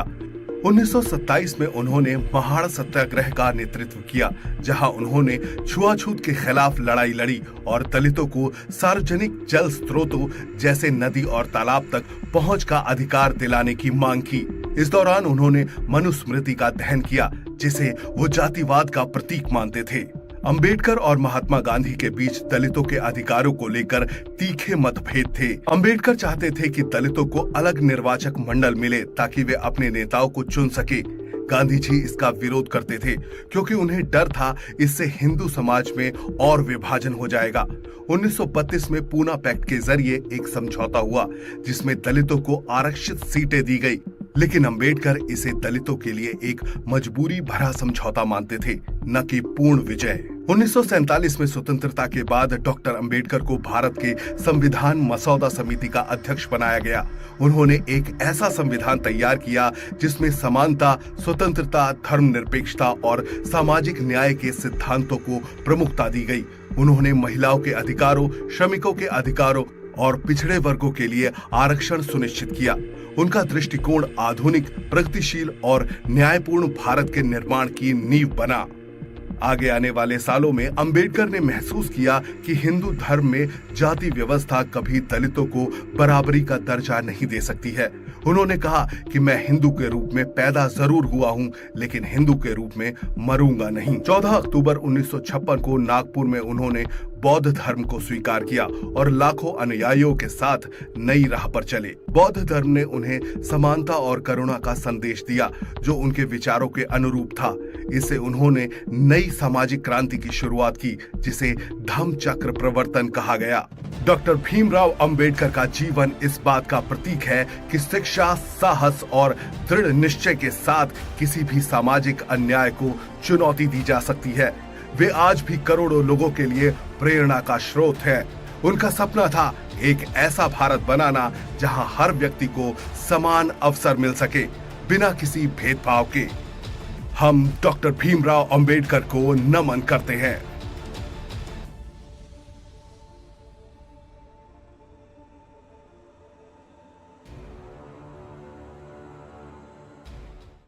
ये कहानी है उस शख्स की जिसने जात पात के घोर अंधेरे में उम्मीद की एक लौ जलाई, जिसने समाज के सबसे दबे कुचले लोगों को इंसान होने का हक दिलाया। उनका नाम है ज्योतिराव गोविंदराव फुले। दुनिया उन्हें महात्मा फुले कहकर पुकारती है, हालांकि उनकी विचारधारा में महात्मा से ज्यादा एक क्रांतिकारी की झलक मिलती है। ज्योतिबा फुले को किसने दिया महात्मा का नाम? फुले ने ऐसा क्या किया जो बी.आर. अंबेडकर ने उन्हें अपना गुरु माना? कौन थे वो लोग जिन्होंने फुले का विरोध किया? चलिए जानते हैं इन सभी सवालों के जवाब हमारी खास पेशकश ज्योतिबा फुले मजलूमों का मसीहा में। 11 अप्रैल 1827 सतारा जिले के एक छोटे से गांव में माली जाति के एक परिवार में एक बच्चे का जन्म हुआ, जिसका नाम रखा गया ज्योतिराव, जो आगे चलकर रोशनी का पुजारी बना। वो जाति से शूद्र थे, लेकिन उनकी सोच ब्राह्मणों से भी बहुत ऊंची थी। उस दौर में मनुवादी सोच और जातिवादी समाज शूद्रों को पढ़ने लिखने का हक नहीं देता था। वो कहते थे माली समाज सिर्फ बाग बगीचों में खरपतवार काटे, उनको पढ़ने लिखने की क्या जरूरत है। इस सब के बावजूद स्कॉटिश मिशन हाई स्कूल में ज्योतिबा ने अंग्रेजी की पढ़ाई की। एक बार ज्योतिबा अपने एक ब्राह्मण दोस्त की शादी में गए। वहां उसके माँ बाप ने ज्योतिबा से कहा कि तुम शूद्र होकर हमारे घर शादी में क्यों आए, तुम्हें शर्म नहीं आती? इस घटना ने ज्योतिबा की जिंदगी पूरी तरह बदल दी। उन्होंने कसम खाई कि वो जाति पाति की दीवार को तोड़ देंगे। 13 साल की उम्र में उनके पिता ने सावित्रीबाई फुले से उनकी शादी करा दी। 1848 में जब उनकी उम्र 21 की हुई तो उन्होंने क्रिश्चियन मिशनरी स्कूल में पढ़ाई की। वहां उन्होंने बराबरी और मानव अधिकारों पर थॉमस पेन की किताब राइट्स ऑफ मैन पढ़ी। इसके बाद उन्हें समझ में आ गया कि जातिवादी जुल्म का सबसे बड़ा शिकार शूद्र और महिलाएं हुई हैं। उन्होंने अपनी पत्नी सावित्री फुले को पढ़ाना शुरू किया। जब सावित्रीबाई फुले खेत में खाना लेकर आती थी तो वो वहीं बैठकर उन्हें पढ़ाया करते थे। अब इन दोनों ने मिलकर महिलाओं में शिक्षा की अलख जगाने का बीड़ा उठाया। पुणे के भिड़ेवाड़ा में दोनों ने मिलकर देश का पहला बालिका विद्यालय शुरू किया। ऊंची जाति के लोगों ने उनका विरोध किया, उन्हें गालियां दी, पत्थर फेंके, उनको घर से निकाल दिया। ज्योतिबा फुले और सावित्रीबाई फुले को एक मुस्लिम भाई उस्मान शेख और उनकी बहन फातिमा शेख ने अपने घर में शरण दी और स्कूल खुलवाया। अब शिक्षा के 4 सिपाही हो गए। उन्होंने मिलकर महार और मांग जैसी अछूत जाति के बच्चों के लिए स्कूल खोले। 1852 तक फुले के 3 स्कूलों में 273 छात्राएं पढ़ा करती थीं। महिला शिक्षा के साथ उन्होंने जातिवादी शोषण के खिलाफ भी आवाज उठाना शुरू किया। उस दौर में माना जाता था कि अगर किसी शूद्र की परछाई किसी ऊंची जाति के व्यक्ति पर पड़ जाती थी तो वो अपवित्र हो जाता था। दलितों के पैर के निशान जमीन पर न रह जाएं, इसलिए उन्हें अपने पीछे झाड़ू बांधकर चलना पड़ता था। उन्होंने जातीय भेदभाव खत्म करने के लिए अपने घर के कुएं को सभी के लिए खोल दिया। फुले ने धर्म के नाम पर फैलाए जा रहे झूठ का पर्दाफाश किया। उन्होंने कहा कि आर्यन असल में विदेश से आए थे, जिन्होंने भारत के मूल निवासियों को गुलाम बनाया। 1873 में उन्होंने सत्य शोधक समाज यानी सच की तलाश करने वाले समाज की स्थापना की, जहां ऊंच नीच का भेदभाव नहीं होता था। फुले ने दास्ता पर गुलामगिरी और किसानों पर होने वाले शोषण पर श्वेत कार्याचा आसूर जैसी कालजयी किताबें लिखी। 1882 में शिक्षा आयोग के सामने उन्होंने हर गांव में स्कूल खोलने का प्रस्ताव दिया और कहा कि हर हाथ में किताब होनी चाहिए और सबको इज्जत से जीने का अधिकार मिलना चाहिए। समाज को बदलने की उनकी सोच को देखते हुए 1888 में मुंबई में एक कार्यक्रम में समाज सेवी विठल राव कृष्ण जी ने उन्हें महात्मा की उपाधि से नवाजा। इसी साल दुर्भाग्य से उन्हें पैरालिसिस अटैक हुआ और वो लकवाग्रस्त हो गए। 1890 में उन्होंने दुनिया को अलविदा कह दिया। वो तो चले गए, लेकिन उनका सत्य शोधक समाज का सपना आज भी जिंदा है। भारत माँ के ऐसे सपूत को हम कोटि कोटि नमन करते हैं। अगर आप भी ज्योतिबा की मशाल को आगे बढ़ाना चाहते हैं तो इस वीडियो को जरूर शेयर करें और कमेंट में लिखें जय महात्मा फुले, क्योंकि असमानता और जातिवाद के खिलाफ लड़ाई आज भी जारी है। जब भी हम आजादी, बराबरी और हक की बात करते हैं, एक युग पुरुष की तस्वीर उभरती है जिसने अन्याय और सामाजिक शोषण के खिलाफ हल्ला बोला। वो एक व्यक्ति नहीं थे, एक जीती जागती विचारधारा थे, एक आंदोलन थे जिसने दकियानूसी सोच को तोड़ने, समाज में बराबरी कायम करने और महिला अधिकारों के लिए अपनी पूरी जिंदगी लगा दी। उस शख्स का नाम है पेरियार इरोड वेंकट रामासामी। लेकिन पेरियार ने हिंदू धर्म को क्यों छोड़ा और नास्तिकता के रास्ते पर क्यों चले? उन्होंने गांधी और कांग्रेस को क्यों अलविदा कहा? कैसे उन्होंने दलित आरक्षण का मजबूत रास्ता तैयार किया? कैसे उन्होंने धर्मांधता और रूढ़िवादिता को तोड़ते हुए तार्किक सोच को आगे बढ़ाया? चलिए तलाश करते हैं इन सभी सवालों के जवाब हमारी खास पेशकश पेरियार अ रैशनलिस्ट में। पेरियार का जन्म 17 सितंबर 1879 को तमिलनाडु के इरोड में एक संपन्न परिवार में हुआ। बचपन से ही वो अपने घर में होने वाले भजन कीर्तन और धार्मिक कर्मकांडों पर सवाल उठाते थे। जब वो थोड़े बड़े हुए तो उन्होंने बाल विवाह, देवदासी प्रथा और दहेज प्रथा को गलत बताना शुरू किया। युवावस्था तक वो दलितों के साथ होने वाले छुआछूत और वर्ण व्यवस्था के कट्टर विरोधी बन चुके थे। पेरियार ने एक बार एक ब्राह्मण के खिलाफ पुलिस को गवाही दे दी, जिससे वो गिरफ्तार हो गया। इससे नाराज होकर उनके पिता ने उन्हें पीटा और उन्होंने घर छोड़ दिया। वो काशी की यात्रा पर निकल गए। वहां भूख लगने पर उन्होंने ब्राह्मणों के लिए हो रहे मुफ्त भोज में खाना खाने की कोशिश की, लेकिन उन्हें भिखारी कहकर भगा दिया गया। उन्होंने महसूस किया कि धर्म का इस्तेमाल शोषितों को दबाने के लिए हो रहा है, इस घटना ने उन्हें पूरी तरह नास्तिक बना दिया और वो खुलकर मूर्ति पूजा, तीर्थ यात्रा और धार्मिक अनुष्ठानों का विरोध करने लगे। 1924 में पेरियार ने छुआछूत के खिलाफ केरल और तमिलनाडु में वाईकॉम सत्याग्रह किया। पेरियार की समाज को बदलने की पहल को देखते हुए कांग्रेस नेता चक्रवर्ती राजा गोपालाचारी ने उन्हें 1919 में कांग्रेस में शामिल कर लिया। इसके बाद कांग्रेस में उन्होंने दलित आरक्षण का प्रस्ताव रखा। उन्होंने कहा कि जब तक समाज में जातिवाद रहेगा तब तक सच्चा लोकतंत्र कायम नहीं हो सकता है। कांग्रेस में उनके आरक्षण के प्रस्ताव को खारिज कर दिया गया। पेरियार ने देखा कि कांग्रेस के अंदर जातिवाद और ब्राह्मणवाद की जड़ें गहरी हैं, तो उन्होंने कांग्रेस को छोड़ दिया। पेरियार ने 1925 में आत्मसम्मान आंदोलन की शुरुआत की। इस आंदोलन का मकसद दलितों और पिछड़ी जातियों को ये एहसास कराना था कि वे किसी से कम नहीं हैं। उन्होंने कहा कि कोई भी व्यक्ति जन्म से श्रेष्ठ या नीच नहीं होता, ये एक भ्रम है, इसे तोड़ना ही सच्ची क्रांति है। उन्होंने जाति व्यवस्था को खत्म करने के लिए अंतर जातीय आत्मसम्मान विवाह की शुरुआत की, जिसमें बिना धार्मिक रीति रिवाजों के शादियां की जाती थीं। इसके बाद उन्होंने जस्टिस पार्टी की कमान संभाली। उन्होंने जातिवादी ब्राह्मणवादी सोच और धार्मिक पाखंड के खिलाफ जागरूकता अभियान जारी रखा। उन्होंने कहा कि अगर कोई भगवान जाति के नाम पर भेदभाव करता है तो ऐसा भगवान हमारे लिए नहीं है। पेरियार ने मनुस्मृति और अन्य धार्मिक ग्रंथों की निंदा की और उनका दहन किया। अपने संघर्षों के दौरान उन्हें सोवियत संघ जाने का मौका मिला, जहां वो कम्युनिस्ट विचारधारा से बहुत प्रभावित हुए। भारत लौटकर पेरियार ने जातीय भेदभाव के साथ साथ महिला गैर बराबरी के खिलाफ भी आवाज उठाई। उन्होंने महिलाओं को शिक्षित करने की पहल की और कहा कि अगर एक आदमी शिक्षित होता है तो सिर्फ वो शिक्षित होता है, लेकिन अगर एक औरत शिक्षित होती है तो पूरा परिवार और पूरा समाज शिक्षित होता है।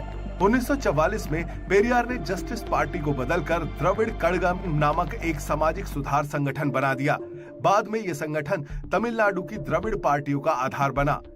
पेरियार की विचारधारा ने तमिलनाडु में द्रविड़ आंदोलन को जन्म दिया। जाति व्यवस्था से आजीवन संघर्ष करते हुए 24 दिसंबर 1973 को 94 साल की उम्र में उनका देहांत हुआ, लेकिन वो अपने पीछे अन्याय और गैर बराबरी के खिलाफ कभी न खत्म होने वाली जंग छोड़ गए। पेरियार की कहानी हमें रीति रिवाज के नाम पर गढ़े गए आडंबरों के खिलाफ आवाज उठाने की प्रेरणा देती है। आज भी उनके विचार और आदर्श समाज में क्रांति लाने की ताकत रखते हैं। भारत में बहुसंख्यक दलितों की मुक्ति के नायक पेरियार को हम शत शत नमन करते हैं।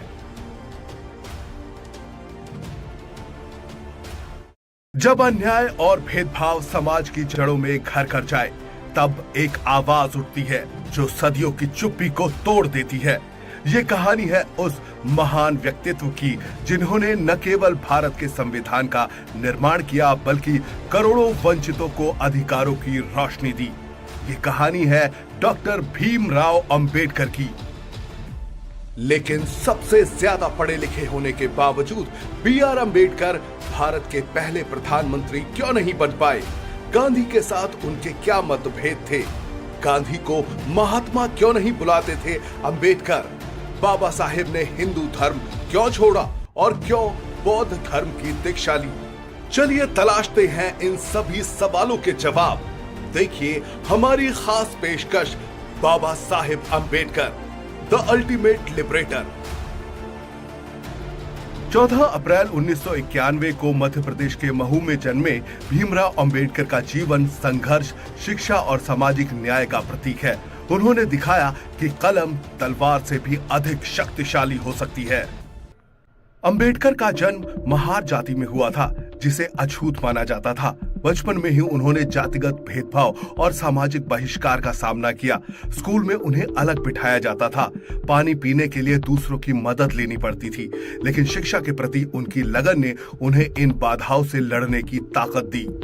उन्होंने बॉम्बे विश्वविद्यालय से ग्रेजुएशन की और फिर अमेरिका के कोलंबिया विश्वविद्यालय से अर्थशास्त्र में पीएचडी की।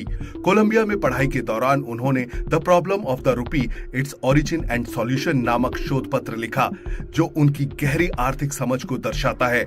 इसके बाद उन्होंने लंदन स्कूल ऑफ इकोनॉमिक्स में उच्च शिक्षा प्राप्त की और लॉ की डिग्री भी हासिल की। शिक्षा ने उन्हें विचारों की स्वतंत्रता दी और सामाजिक सुधार का हथियार बनाया।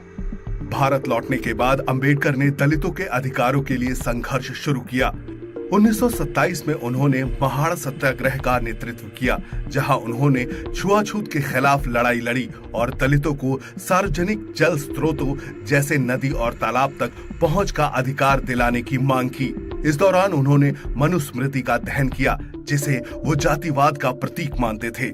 अंबेडकर और महात्मा गांधी के बीच दलितों के अधिकारों को लेकर तीखे मतभेद थे। अंबेडकर चाहते थे कि दलितों को अलग निर्वाचक मंडल मिले ताकि वे अपने नेताओं को चुन सके। गांधी जी इसका विरोध करते थे क्योंकि उन्हें डर था इससे हिंदू समाज में और विभाजन हो जाएगा। 1932 में पूना पैक्ट के जरिए एक समझौता हुआ जिसमें दलितों को आरक्षित सीटें दी गई, लेकिन अंबेडकर इसे दलितों के लिए एक मजबूरी भरा समझौता मानते थे, न कि पूर्ण विजय। 1947 में स्वतंत्रता के बाद डॉक्टर अंबेडकर को भारत के संविधान मसौदा समिति का अध्यक्ष बनाया गया। उन्होंने एक ऐसा संविधान तैयार किया जिसमें समानता, स्वतंत्रता, धर्मनिरपेक्षता और सामाजिक न्याय के सिद्धांतों को प्रमुखता दी गई। उन्होंने महिलाओं के अधिकारों, श्रमिकों के अधिकारों और पिछड़े वर्गों के लिए आरक्षण सुनिश्चित किया। उनका दृष्टिकोण आधुनिक, प्रगतिशील और न्यायपूर्ण भारत के निर्माण की नींव बना। आगे आने वाले सालों में अंबेडकर ने महसूस किया कि हिंदू धर्म में जाति व्यवस्था कभी दलितों को बराबरी का दर्जा नहीं दे सकती है। उन्होंने कहा कि मैं हिंदू के रूप में पैदा जरूर हुआ हूं, लेकिन हिंदू के रूप में मरूंगा नहीं। 14 अक्टूबर 1956 को नागपुर में उन्होंने बौद्ध धर्म को स्वीकार किया और लाखों अनुयायियों के साथ नई राह पर चले। बौद्ध धर्म ने उन्हें समानता और करुणा का संदेश दिया, जो उनके विचारों के अनुरूप था। इससे उन्होंने नई सामाजिक क्रांति की शुरुआत की, जिसे धम्म चक्र प्रवर्तन कहा गया। डॉक्टर भीमराव अंबेडकर का जीवन इस बात का प्रतीक है कि शिक्षा, साहस और दृढ़ निश्चय के साथ किसी भी सामाजिक अन्याय को चुनौती दी जा सकती है। वे आज भी करोड़ों लोगों के लिए प्रेरणा का स्रोत है। उनका सपना था एक ऐसा भारत बनाना जहां हर व्यक्ति को समान अवसर मिल सके, बिना किसी भेदभाव के। हम डॉक्टर भीमराव अंबेडकर को नमन करते हैं।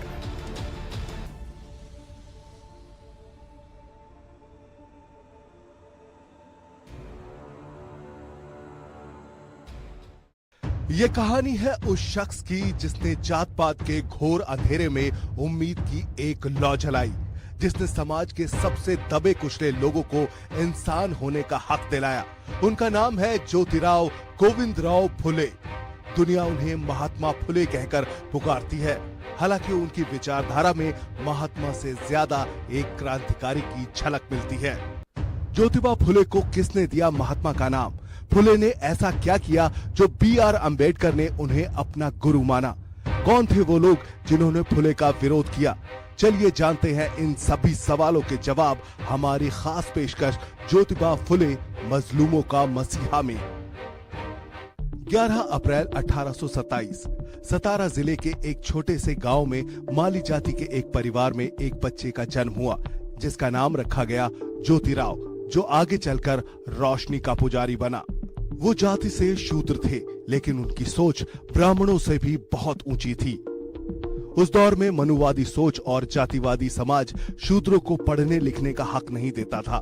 वो कहते थे माली समाज सिर्फ बाग बगीचों में खरपतवार काटे, उनको पढ़ने लिखने की क्या जरूरत है। इस सब के बावजूद स्कॉटिश मिशन हाई स्कूल में ज्योतिबा ने अंग्रेजी की पढ़ाई की। एक बार ज्योतिबा अपने एक ब्राह्मण दोस्त की शादी में गए। वहां उसके माँ बाप ने ज्योतिबा से कहा कि तुम शूद्र होकर हमारे घर शादी में क्यों आए, तुम्हें शर्म नहीं आती?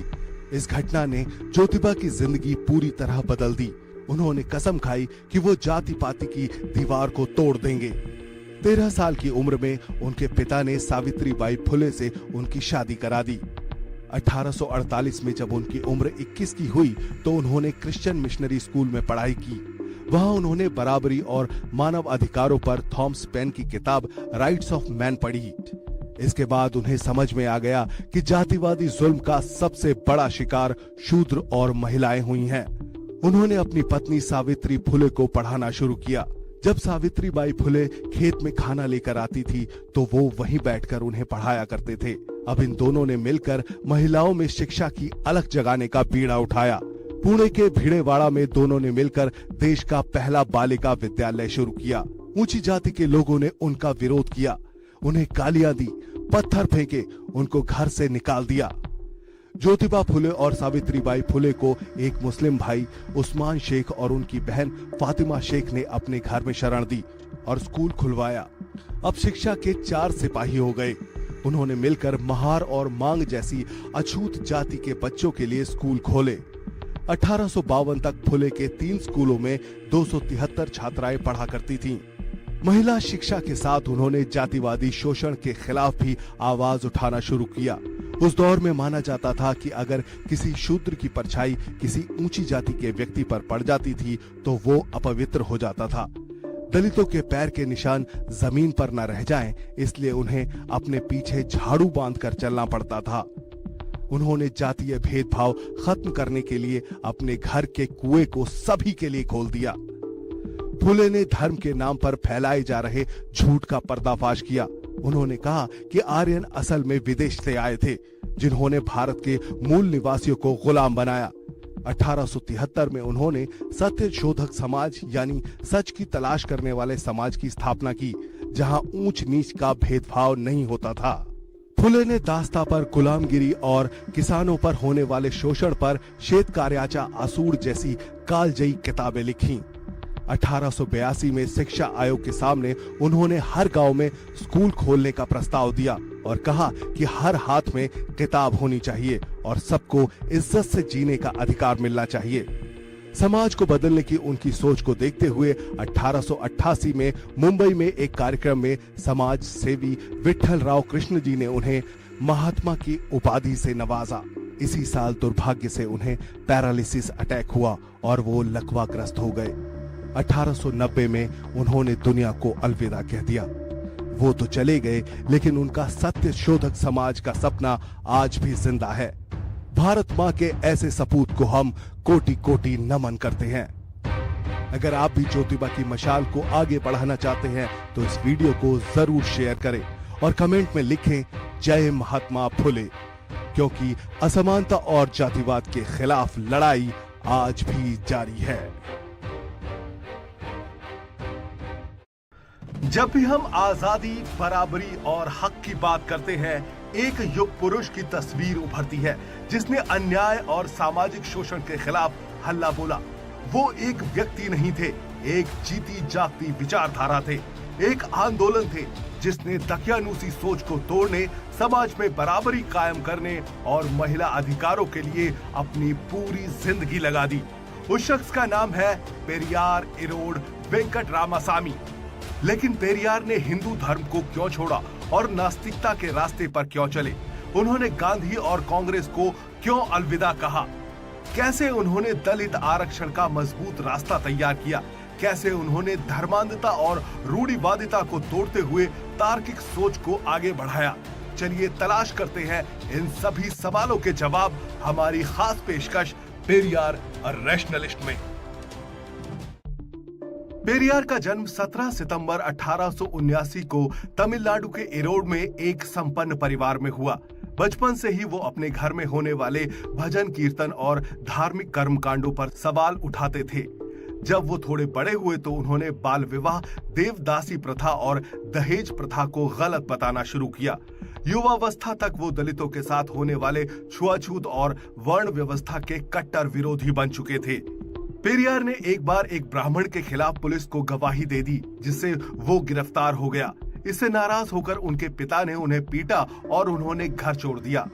वो काशी की यात्रा पर निकल गए। वहां भूख लगने पर उन्होंने ब्राह्मणों के लिए हो रहे मुफ्त भोज में खाना खाने की कोशिश की, लेकिन उन्हें भिखारी कहकर भगा दिया गया। उन्होंने महसूस किया कि धर्म का इस्तेमाल शोषितों को दबाने के लिए हो रहा है। इस घटना ने उन्हें पूरी तरह नास्तिक बना दिया और वो खुलकर मूर्ति पूजा, तीर्थ यात्रा और धार्मिक अनुष्ठानों का विरोध करने लगे। 1924 में पेरियार ने छुआछूत के खिलाफ केरल और तमिलनाडु में वाईकॉम सत्याग्रह किया। पेरियार की समाज को बदलने की पहल को देखते हुए कांग्रेस नेता चक्रवर्ती राजा गोपालाचारी ने उन्हें 1919 में कांग्रेस में शामिल कर लिया। इसके बाद कांग्रेस में उन्होंने दलित आरक्षण का प्रस्ताव रखा। उन्होंने कहा कि जब तक समाज में जातिवाद रहेगा तब तक सच्चा लोकतंत्र कायम नहीं हो सकता है। कांग्रेस में उनके आरक्षण के प्रस्ताव को खारिज कर दिया गया। पेरियार ने देखा कि कांग्रेस के अंदर जातिवाद और ब्राह्मणवाद की जड़ें गहरी हैं, तो उन्होंने कांग्रेस को छोड़ दिया। पेरियार ने 1925 में आत्मसम्मान आंदोलन की शुरुआत की। इस आंदोलन का मकसद दलितों और पिछड़ी जातियों को ये एहसास कराना था कि वे किसी से कम नहीं हैं। उन्होंने कहा कि कोई भी व्यक्ति जन्म से श्रेष्ठ या नीच नहीं होता, ये एक भ्रम है, इसे तोड़ना ही सच्ची क्रांति है। उन्होंने जाति व्यवस्था को खत्म करने के लिए अंतर जातीय आत्मसम्मान विवाह की शुरुआत की, जिसमें बिना धार्मिक रीति रिवाजों के शादियां की जाती थीं। इसके बाद उन्होंने जस्टिस पार्टी की कमान संभाली। उन्होंने जातिवादी ब्राह्मणवादी सोच और धार्मिक पाखंड के खिलाफ जागरूकता अभियान जारी रखा। उन्होंने कहा कि अगर कोई भगवान जाति के नाम पर भेदभाव करता है तो ऐसा भगवान हमारे लिए नहीं है। पेरियार ने मनुस्मृति और अन्य धार्मिक ग्रंथों की निंदा की और उनका दहन किया। अपने संघर्षों के दौरान उन्हें सोवियत संघ जाने का मौका मिला, जहां वो कम्युनिस्ट विचारधारा से बहुत प्रभावित हुए। भारत लौटकर पेरियार ने जातीय भेदभाव के साथ साथ महिला गैर बराबरी के खिलाफ भी आवाज उठाई। उन्होंने महिलाओं को शिक्षित करने की पहल की और कहा कि अगर एक आदमी शिक्षित होता है तो सिर्फ वो शिक्षित होता है, लेकिन अगर एक औरत शिक्षित होती है तो पूरा परिवार और पूरा समाज शिक्षित होता है। 1944 में पेरियार ने जस्टिस पार्टी को बदलकर द्रविड़ कड़गम नामक एक सामाजिक सुधार संगठन बना दिया। बाद में यह संगठन तमिलनाडु की द्रविड़ पार्टियों का आधार बना। पेरियार की विचारधारा ने तमिलनाडु में द्रविड़ आंदोलन को जन्म दिया। जाति व्यवस्था से आजीवन संघर्ष करते हुए 24 दिसंबर 1973 को 94 साल की उम्र में उनका देहांत हुआ, लेकिन वो अपने पीछे अन्याय और गैर बराबरी के खिलाफ कभी न खत्म होने वाली जंग छोड़ गए। पेरियार की कहानी हमें रीति रिवाज के नाम पर गढ़े गए आडंबरों के खिलाफ आवाज उठाने की प्रेरणा देती है। आज भी उनके विचार और आदर्श समाज में क्रांति लाने की ताकत रखते हैं। भारत में बहुसंख्यक दलितों की मुक्ति के नायक पेरियार को हम शत शत नमन करते हैं। जब अन्याय और भेदभाव समाज की जड़ों में घर कर जाए, तब एक आवाज उठती है जो सदियों की चुप्पी को तोड़ देती है। ये कहानी है उस महान व्यक्तित्व की जिन्होंने न केवल भारत के संविधान का निर्माण किया बल्कि करोड़ों वंचितों को अधिकारों की रोशनी दी। ये कहानी है डॉक्टर भीमराव अंबेडकर की। लेकिन सबसे ज्यादा पढ़े लिखे होने के बावजूद बी.आर. अंबेडकर भारत के पहले प्रधानमंत्री क्यों नहीं बन पाए? गांधी के साथ उनके क्या मतभेद थे? गांधी को महात्मा क्यों नहीं बुलाते थे अंबेडकर? बाबा साहेब ने हिंदू धर्म क्यों छोड़ा और क्यों बौद्ध धर्म की दीक्षा ली? चलिए तलाशते हैं इन सभी सवालों के जवाब। देखिए हमारी खास पेशकश, Baba Saheb Ambedkar, the ultimate liberator. 14 अप्रैल 1991 को मध्य प्रदेश के महू में जन्मे भीमराव अंबेडकर का जीवन संघर्ष, शिक्षा और सामाजिक न्याय का प्रतीक है। उन्होंने दिखाया कि कलम तलवार से भी अधिक शक्तिशाली हो सकती है। अंबेडकर का जन्म महार जाति में हुआ था, जिसे अछूत माना जाता था। बचपन में ही उन्होंने जातिगत भेदभाव और सामाजिक बहिष्कार का सामना किया। स्कूल में उन्हें अलग बिठाया जाता था। पानी पीने के लिए दूसरों की मदद लेनी पड़ती थी, लेकिन शिक्षा के प्रति उनकी लगन ने उन्हें इन बाधाओं से लड़ने की ताकत दी। उन्होंने बॉम्बे विश्वविद्यालय से ग्रेजुएशन की और फिर अमेरिका के कोलंबिया विश्वविद्यालय से अर्थशास्त्र में पीएचडी की। कोलंबिया में पढ़ाई के दौरान उन्होंने the problem of the rupee, its origin and solution नामक शोध पत्र लिखा, जो उनकी गहरी आर्थिक समझ को दर्शाता है। इसके बाद उन्होंने लंदन स्कूल ऑफ इकोनॉमिक्स में उच्च शिक्षा प्राप्त की और लॉ की डिग्री भी हासिल की। शिक्षा ने उन्हें विचारों की स्वतंत्रता दी और सामाजिक सुधार का हथियार बनाया। भारत लौटने के बाद अंबेडकर ने दलितों के अधिकारों के लिए संघर्ष शुरू किया। 1927 में उन्होंने महाड़ सत्याग्रह का नेतृत्व किया, जहां उन्होंने छुआछूत के खिलाफ लड़ाई लड़ी और दलितों को सार्वजनिक जल स्रोतों जैसे नदी और तालाब तक पहुंच का अधिकार दिलाने की मांग की। इस दौरान उन्होंने मनुस्मृति का दहन किया, जिसे वो जातिवाद का प्रतीक मानते थे। अंबेडकर और महात्मा गांधी के बीच दलितों के अधिकारों को लेकर तीखे मतभेद थे। अंबेडकर चाहते थे कि दलितों को अलग निर्वाचक मंडल मिले ताकि वे अपने नेताओं को चुन सके। गांधी जी इसका विरोध करते थे क्योंकि उन्हें डर था इससे हिंदू समाज में और विभाजन हो जाएगा। 1932 में पूना पैक्ट के जरिए एक समझौता हुआ जिसमें दलितों को आरक्षित सीटें दी गई, लेकिन अंबेडकर इसे दलितों के लिए एक मजबूरी भरा समझौता मानते थे, न कि पूर्ण विजय। 1947 में स्वतंत्रता के बाद डॉक्टर अंबेडकर को भारत के संविधान मसौदा समिति का अध्यक्ष बनाया गया। उन्होंने एक ऐसा संविधान तैयार किया जिसमें समानता, स्वतंत्रता, धर्मनिरपेक्षता और सामाजिक न्याय के सिद्धांतों को प्रमुखता दी गई। उन्होंने महिलाओं के अधिकारों, श्रमिकों के अधिकारों और पिछड़े वर्गों के लिए आरक्षण सुनिश्चित किया। उनका दृष्टिकोण आधुनिक, प्रगतिशील और न्यायपूर्ण भारत के निर्माण की नींव बना। आगे आने वाले सालों में अंबेडकर ने महसूस किया कि हिंदू धर्म में जाति व्यवस्था कभी दलितों को बराबरी का दर्जा नहीं दे सकती है।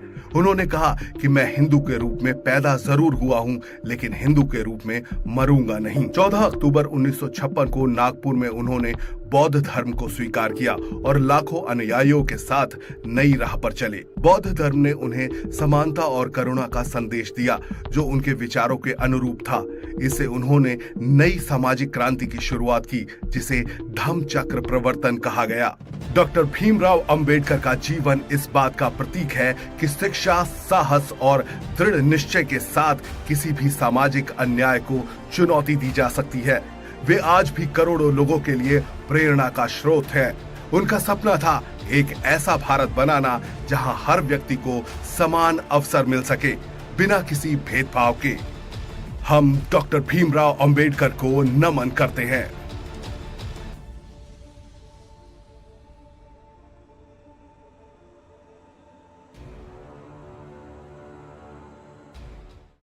ये कहानी है उस शख्स की जिसने जात पात के घोर अंधेरे में उम्मीद की एक लौ जलाई, जिसने समाज के सबसे दबे कुचले लोगों को इंसान होने का हक दिलाया। उनका नाम है ज्योतिराव गोविंदराव फुले।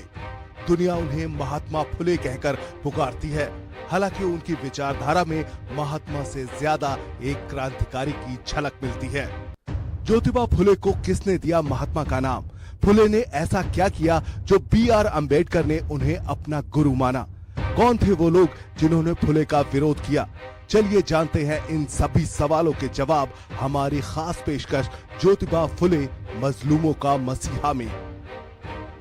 11 अप्रैल 1827 सतारा जिले के एक छोटे से गांव में माली जाति के एक परिवार में एक बच्चे का जन्म हुआ, जिसका नाम रखा गया ज्योतिराव, जो आगे चलकर रोशनी का पुजारी बना।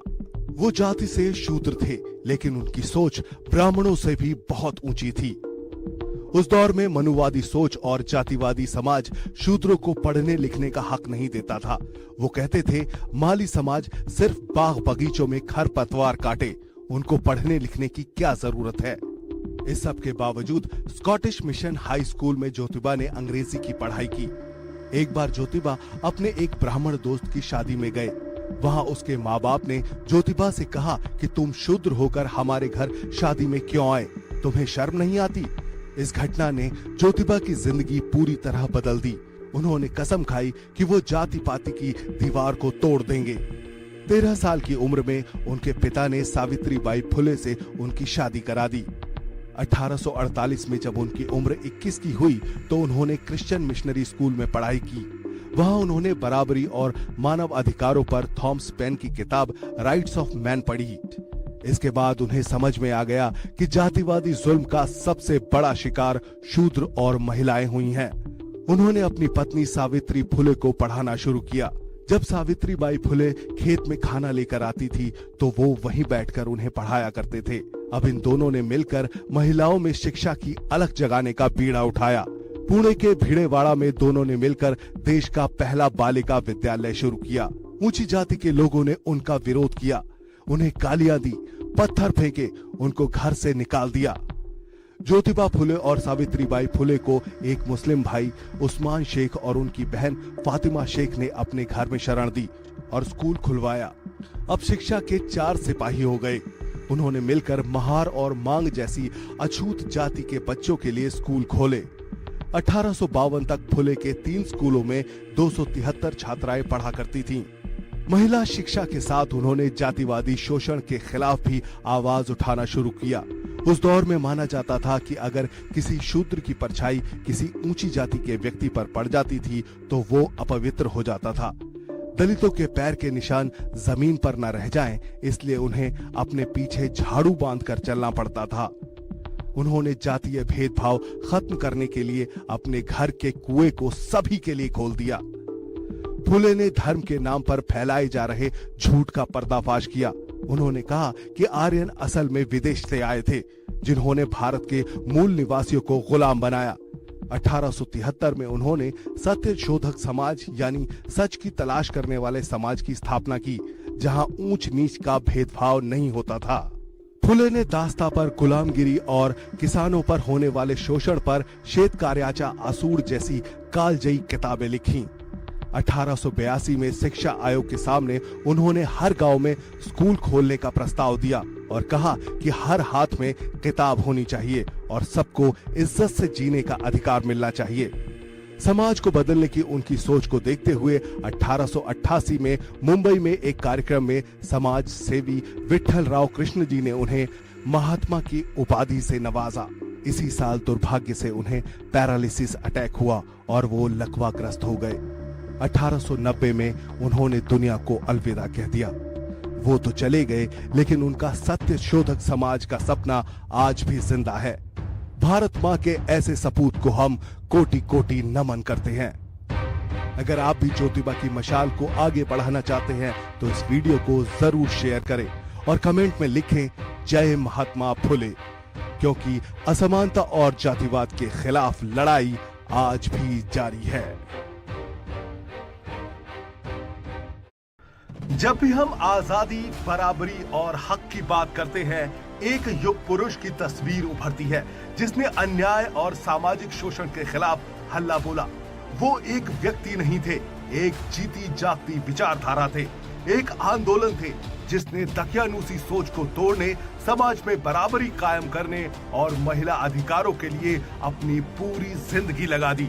उस शख्स का नाम है पेरियार इरोड वेंकट रामासामी। लेकिन पेरियार ने हिंदू धर्म को क्यों छोड़ा और नास्तिकता के रास्ते पर क्यों चले? उन्होंने गांधी और कांग्रेस को क्यों अलविदा कहा? कैसे उन्होंने दलित आरक्षण का मजबूत रास्ता तैयार किया? कैसे उन्होंने धर्मांधता और रूढ़िवादिता को तोड़ते हुए तार्किक सोच को आगे बढ़ाया? चलिए तलाश करते हैं इन सभी सवालों के जवाब हमारी खास पेशकश पेरियार अ रैशनलिस्ट में। पेरियार का जन्म 17 सितंबर 1879 को तमिलनाडु के इरोड में एक संपन्न परिवार में हुआ। बचपन से ही वो अपने घर में होने वाले भजन कीर्तन और धार्मिक कर्मकांडों पर सवाल उठाते थे। जब वो थोड़े बड़े हुए तो उन्होंने बाल विवाह, देवदासी प्रथा और दहेज प्रथा को गलत बताना शुरू किया।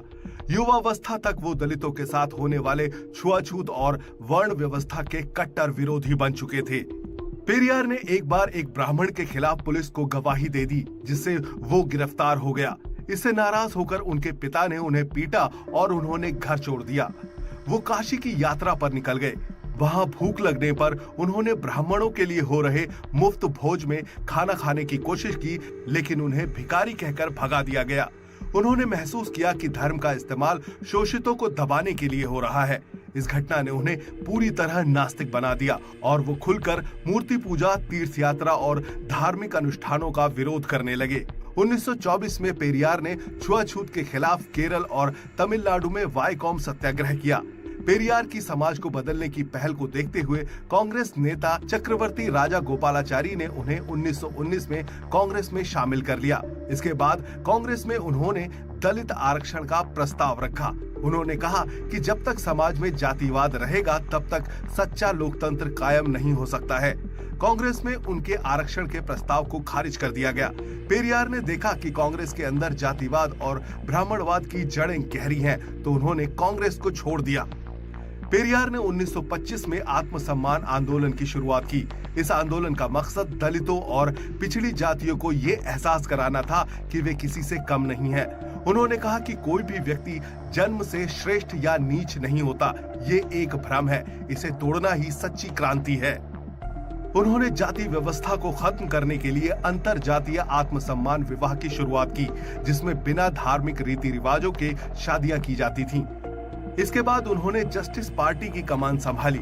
उन्होंने जातिवादी ब्राह्मणवादी सोच और धार्मिक पाखंड के खिलाफ जागरूकता अभियान जारी रखा। उन्होंने कहा कि अगर कोई भगवान जाति के नाम पर भेदभाव करता है तो ऐसा भगवान हमारे लिए नहीं है। पेरियार ने मनुस्मृति और अन्य धार्मिक ग्रंथों की निंदा की और उनका दहन किया। अपने संघर्षों के दौरान उन्हें सोवियत संघ जाने का मौका मिला, जहां वो कम्युनिस्ट विचारधारा से बहुत प्रभावित हुए।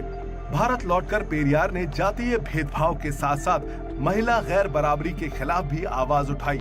उन्होंने महिलाओं को शिक्षित करने की पहल की और कहा कि अगर एक आदमी शिक्षित होता है तो सिर्फ वो शिक्षित होता है, लेकिन अगर एक औरत शिक्षित होती है तो पूरा परिवार और पूरा समाज शिक्षित होता है। 1944 में पेरियार ने जस्टिस पार्टी को बदलकर द्रविड़ कड़गम नामक एक सामाजिक सुधार संगठन बना दिया। बाद में यह संगठन तमिलनाडु की द्रविड़ पार्टियों का आधार बना। पेरियार की विचारधारा ने तमिलनाडु में द्रविड़ आंदोलन को जन्म दिया। जाति व्यवस्था से आजीवन संघर्ष करते हुए 24 दिसंबर 1973 को 94 साल की उम्र में उनका देहांत हुआ, लेकिन वो अपने पीछे अन्याय और गैर बराबरी के खिलाफ कभी न खत्म होने वाली जंग छोड़ गए।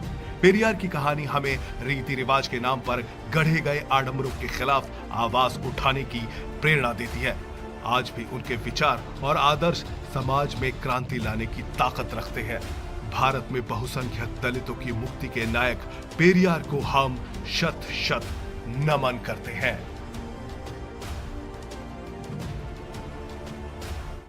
जब अन्याय और भेदभाव समाज की जड़ों में घर कर जाए, तब एक आवाज उठती है जो सदियों की चुप्पी को तोड़ देती है। ये कहानी है उस महान व्यक्तित्व की जिन्होंने न केवल भारत के संविधान का निर्माण किया, बल्कि करोड़ों वंचितों को अधिकारों की रोशनी दी। ये कहानी है डॉक्टर भीमराव अंबेडकर की। लेकिन सबसे ज्यादा पढ़े लिखे होने के बावजूद बी.आर. अंबेडकर भारत के पहले प्रधानमंत्री क्यों नहीं बन पाए? गांधी के साथ उनके क्या मतभेद थे? गांधी को महात्मा क्यों नहीं बुलाते थे अंबेडकर?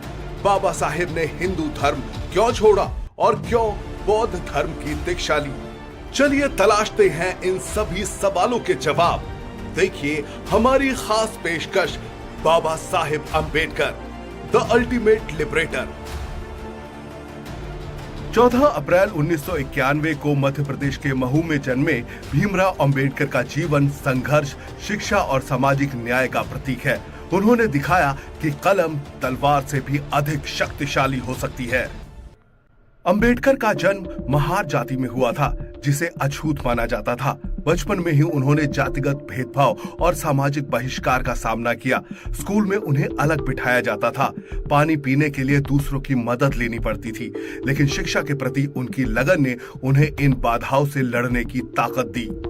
उन्होंने बॉम्बे विश्वविद्यालय से ग्रेजुएशन की और फिर अमेरिका के कोलंबिया विश्वविद्यालय से अर्थशास्त्र में पीएचडी की। कोलंबिया में पढ़ाई के दौरान उन्होंने the problem of the rupee, its origin and solution नामक शोध पत्र लिखा, जो उनकी गहरी आर्थिक समझ को दर्शाता है। इसके बाद उन्होंने लंदन स्कूल ऑफ इकोनॉमिक्स में उच्च शिक्षा प्राप्त की और लॉ की डिग्री भी हासिल की। शिक्षा ने उन्हें विचारों की स्वतंत्रता दी और सामाजिक सुधार का हथियार बनाया। भारत लौटने के बाद अंबेडकर ने दलितों के अधिकारों के लिए संघर्ष शुरू किया। 1927 में उन्होंने महाड़ सत्याग्रह का नेतृत्व किया, जहां उन्होंने छुआछूत के खिलाफ लड़ाई लड़ी और दलितों को सार्वजनिक जल स्रोतों जैसे नदी और तालाब तक पहुंच का अधिकार दिलाने की मांग की। इस दौरान उन्होंने मनुस्मृति का दहन किया, जिसे वो जातिवाद का प्रतीक मानते थे। अंबेडकर और महात्मा गांधी के बीच दलितों के अधिकारों को लेकर तीखे मतभेद थे। अंबेडकर चाहते थे कि दलितों को अलग निर्वाचक मंडल मिले ताकि वे अपने नेताओं को चुन सके। गांधी जी इसका विरोध करते थे क्योंकि उन्हें डर था इससे हिंदू समाज में और विभाजन हो जाएगा। 1932 में पूना पैक्ट के जरिए एक समझौता हुआ जिसमें दलितों को आरक्षित सीटें दी गई, लेकिन अंबेडकर इसे दलितों के लिए एक मजबूरी भरा समझौता मानते थे, न कि पूर्ण विजय। 1947 में स्वतंत्रता के बाद डॉक्टर अंबेडकर को भारत के संविधान मसौदा समिति का अध्यक्ष बनाया गया। उन्होंने एक ऐसा संविधान तैयार किया जिसमें समानता, स्वतंत्रता, धर्मनिरपेक्षता और सामाजिक न्याय के सिद्धांतों को प्रमुखता दी गई। उन्होंने महिलाओं के अधिकारों, श्रमिकों के अधिकारों और पिछड़े वर्गों के लिए आरक्षण सुनिश्चित किया। उनका दृष्टिकोण आधुनिक, प्रगतिशील और न्यायपूर्ण भारत के निर्माण की नींव बना। आगे आने वाले सालों में अंबेडकर ने महसूस किया कि हिंदू धर्म में जाति व्यवस्था कभी दलितों को बराबरी का दर्जा नहीं दे सकती है। उन्होंने कहा कि मैं हिंदू के रूप में पैदा जरूर हुआ हूं, लेकिन हिंदू के रूप में मरूंगा नहीं। 14 अक्टूबर 1956 को नागपुर में उन्होंने बौद्ध धर्म को स्वीकार किया और लाखों अनुयायियों के साथ नई राह पर चले। बौद्ध धर्म ने उन्हें समानता और करुणा का संदेश दिया जो उनके विचारों के अनुरूप था। इससे उन्होंने नई सामाजिक क्रांति की शुरुआत की जिसे धम्म चक्र प्रवर्तन कहा गया। डॉक्टर भीमराव अंबेडकर का जीवन इस बात का प्रतीक है कि शिक्षा, साहस और दृढ़ निश्चय के साथ किसी भी सामाजिक अन्याय को चुनौती दी जा सकती है। वे आज भी करोड़ों लोगों के लिए प्रेरणा का स्रोत है। उनका सपना था एक ऐसा भारत बनाना जहां हर व्यक्ति को समान अवसर मिल सके, बिना किसी भेदभाव के। हम डॉक्टर भीमराव अंबेडकर को नमन करते हैं।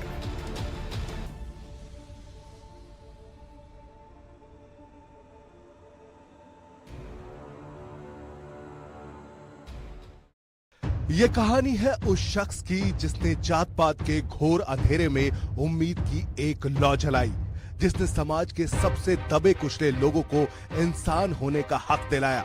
उनका नाम है ज्योतिराव गोविंदराव फुले। दुनिया उन्हें महात्मा फुले कहकर पुकारती है। हालांकि उनकी विचारधारा में महात्मा से ज्यादा एक क्रांतिकारी की झलक मिलती है। ज्योतिबा फुले को किसने दिया महात्मा का नाम? फुले ने ऐसा क्या किया जो B.R. अंबेडकर ने उन्हें अपना गुरु माना? कौन थे वो लोग जिन्होंने फुले का विरोध किया? चलिए जानते हैं इन सभी सवालों के जवाब हमारी खास पेशकश ज्योतिबा फुले मजलूमों का मसीहा में।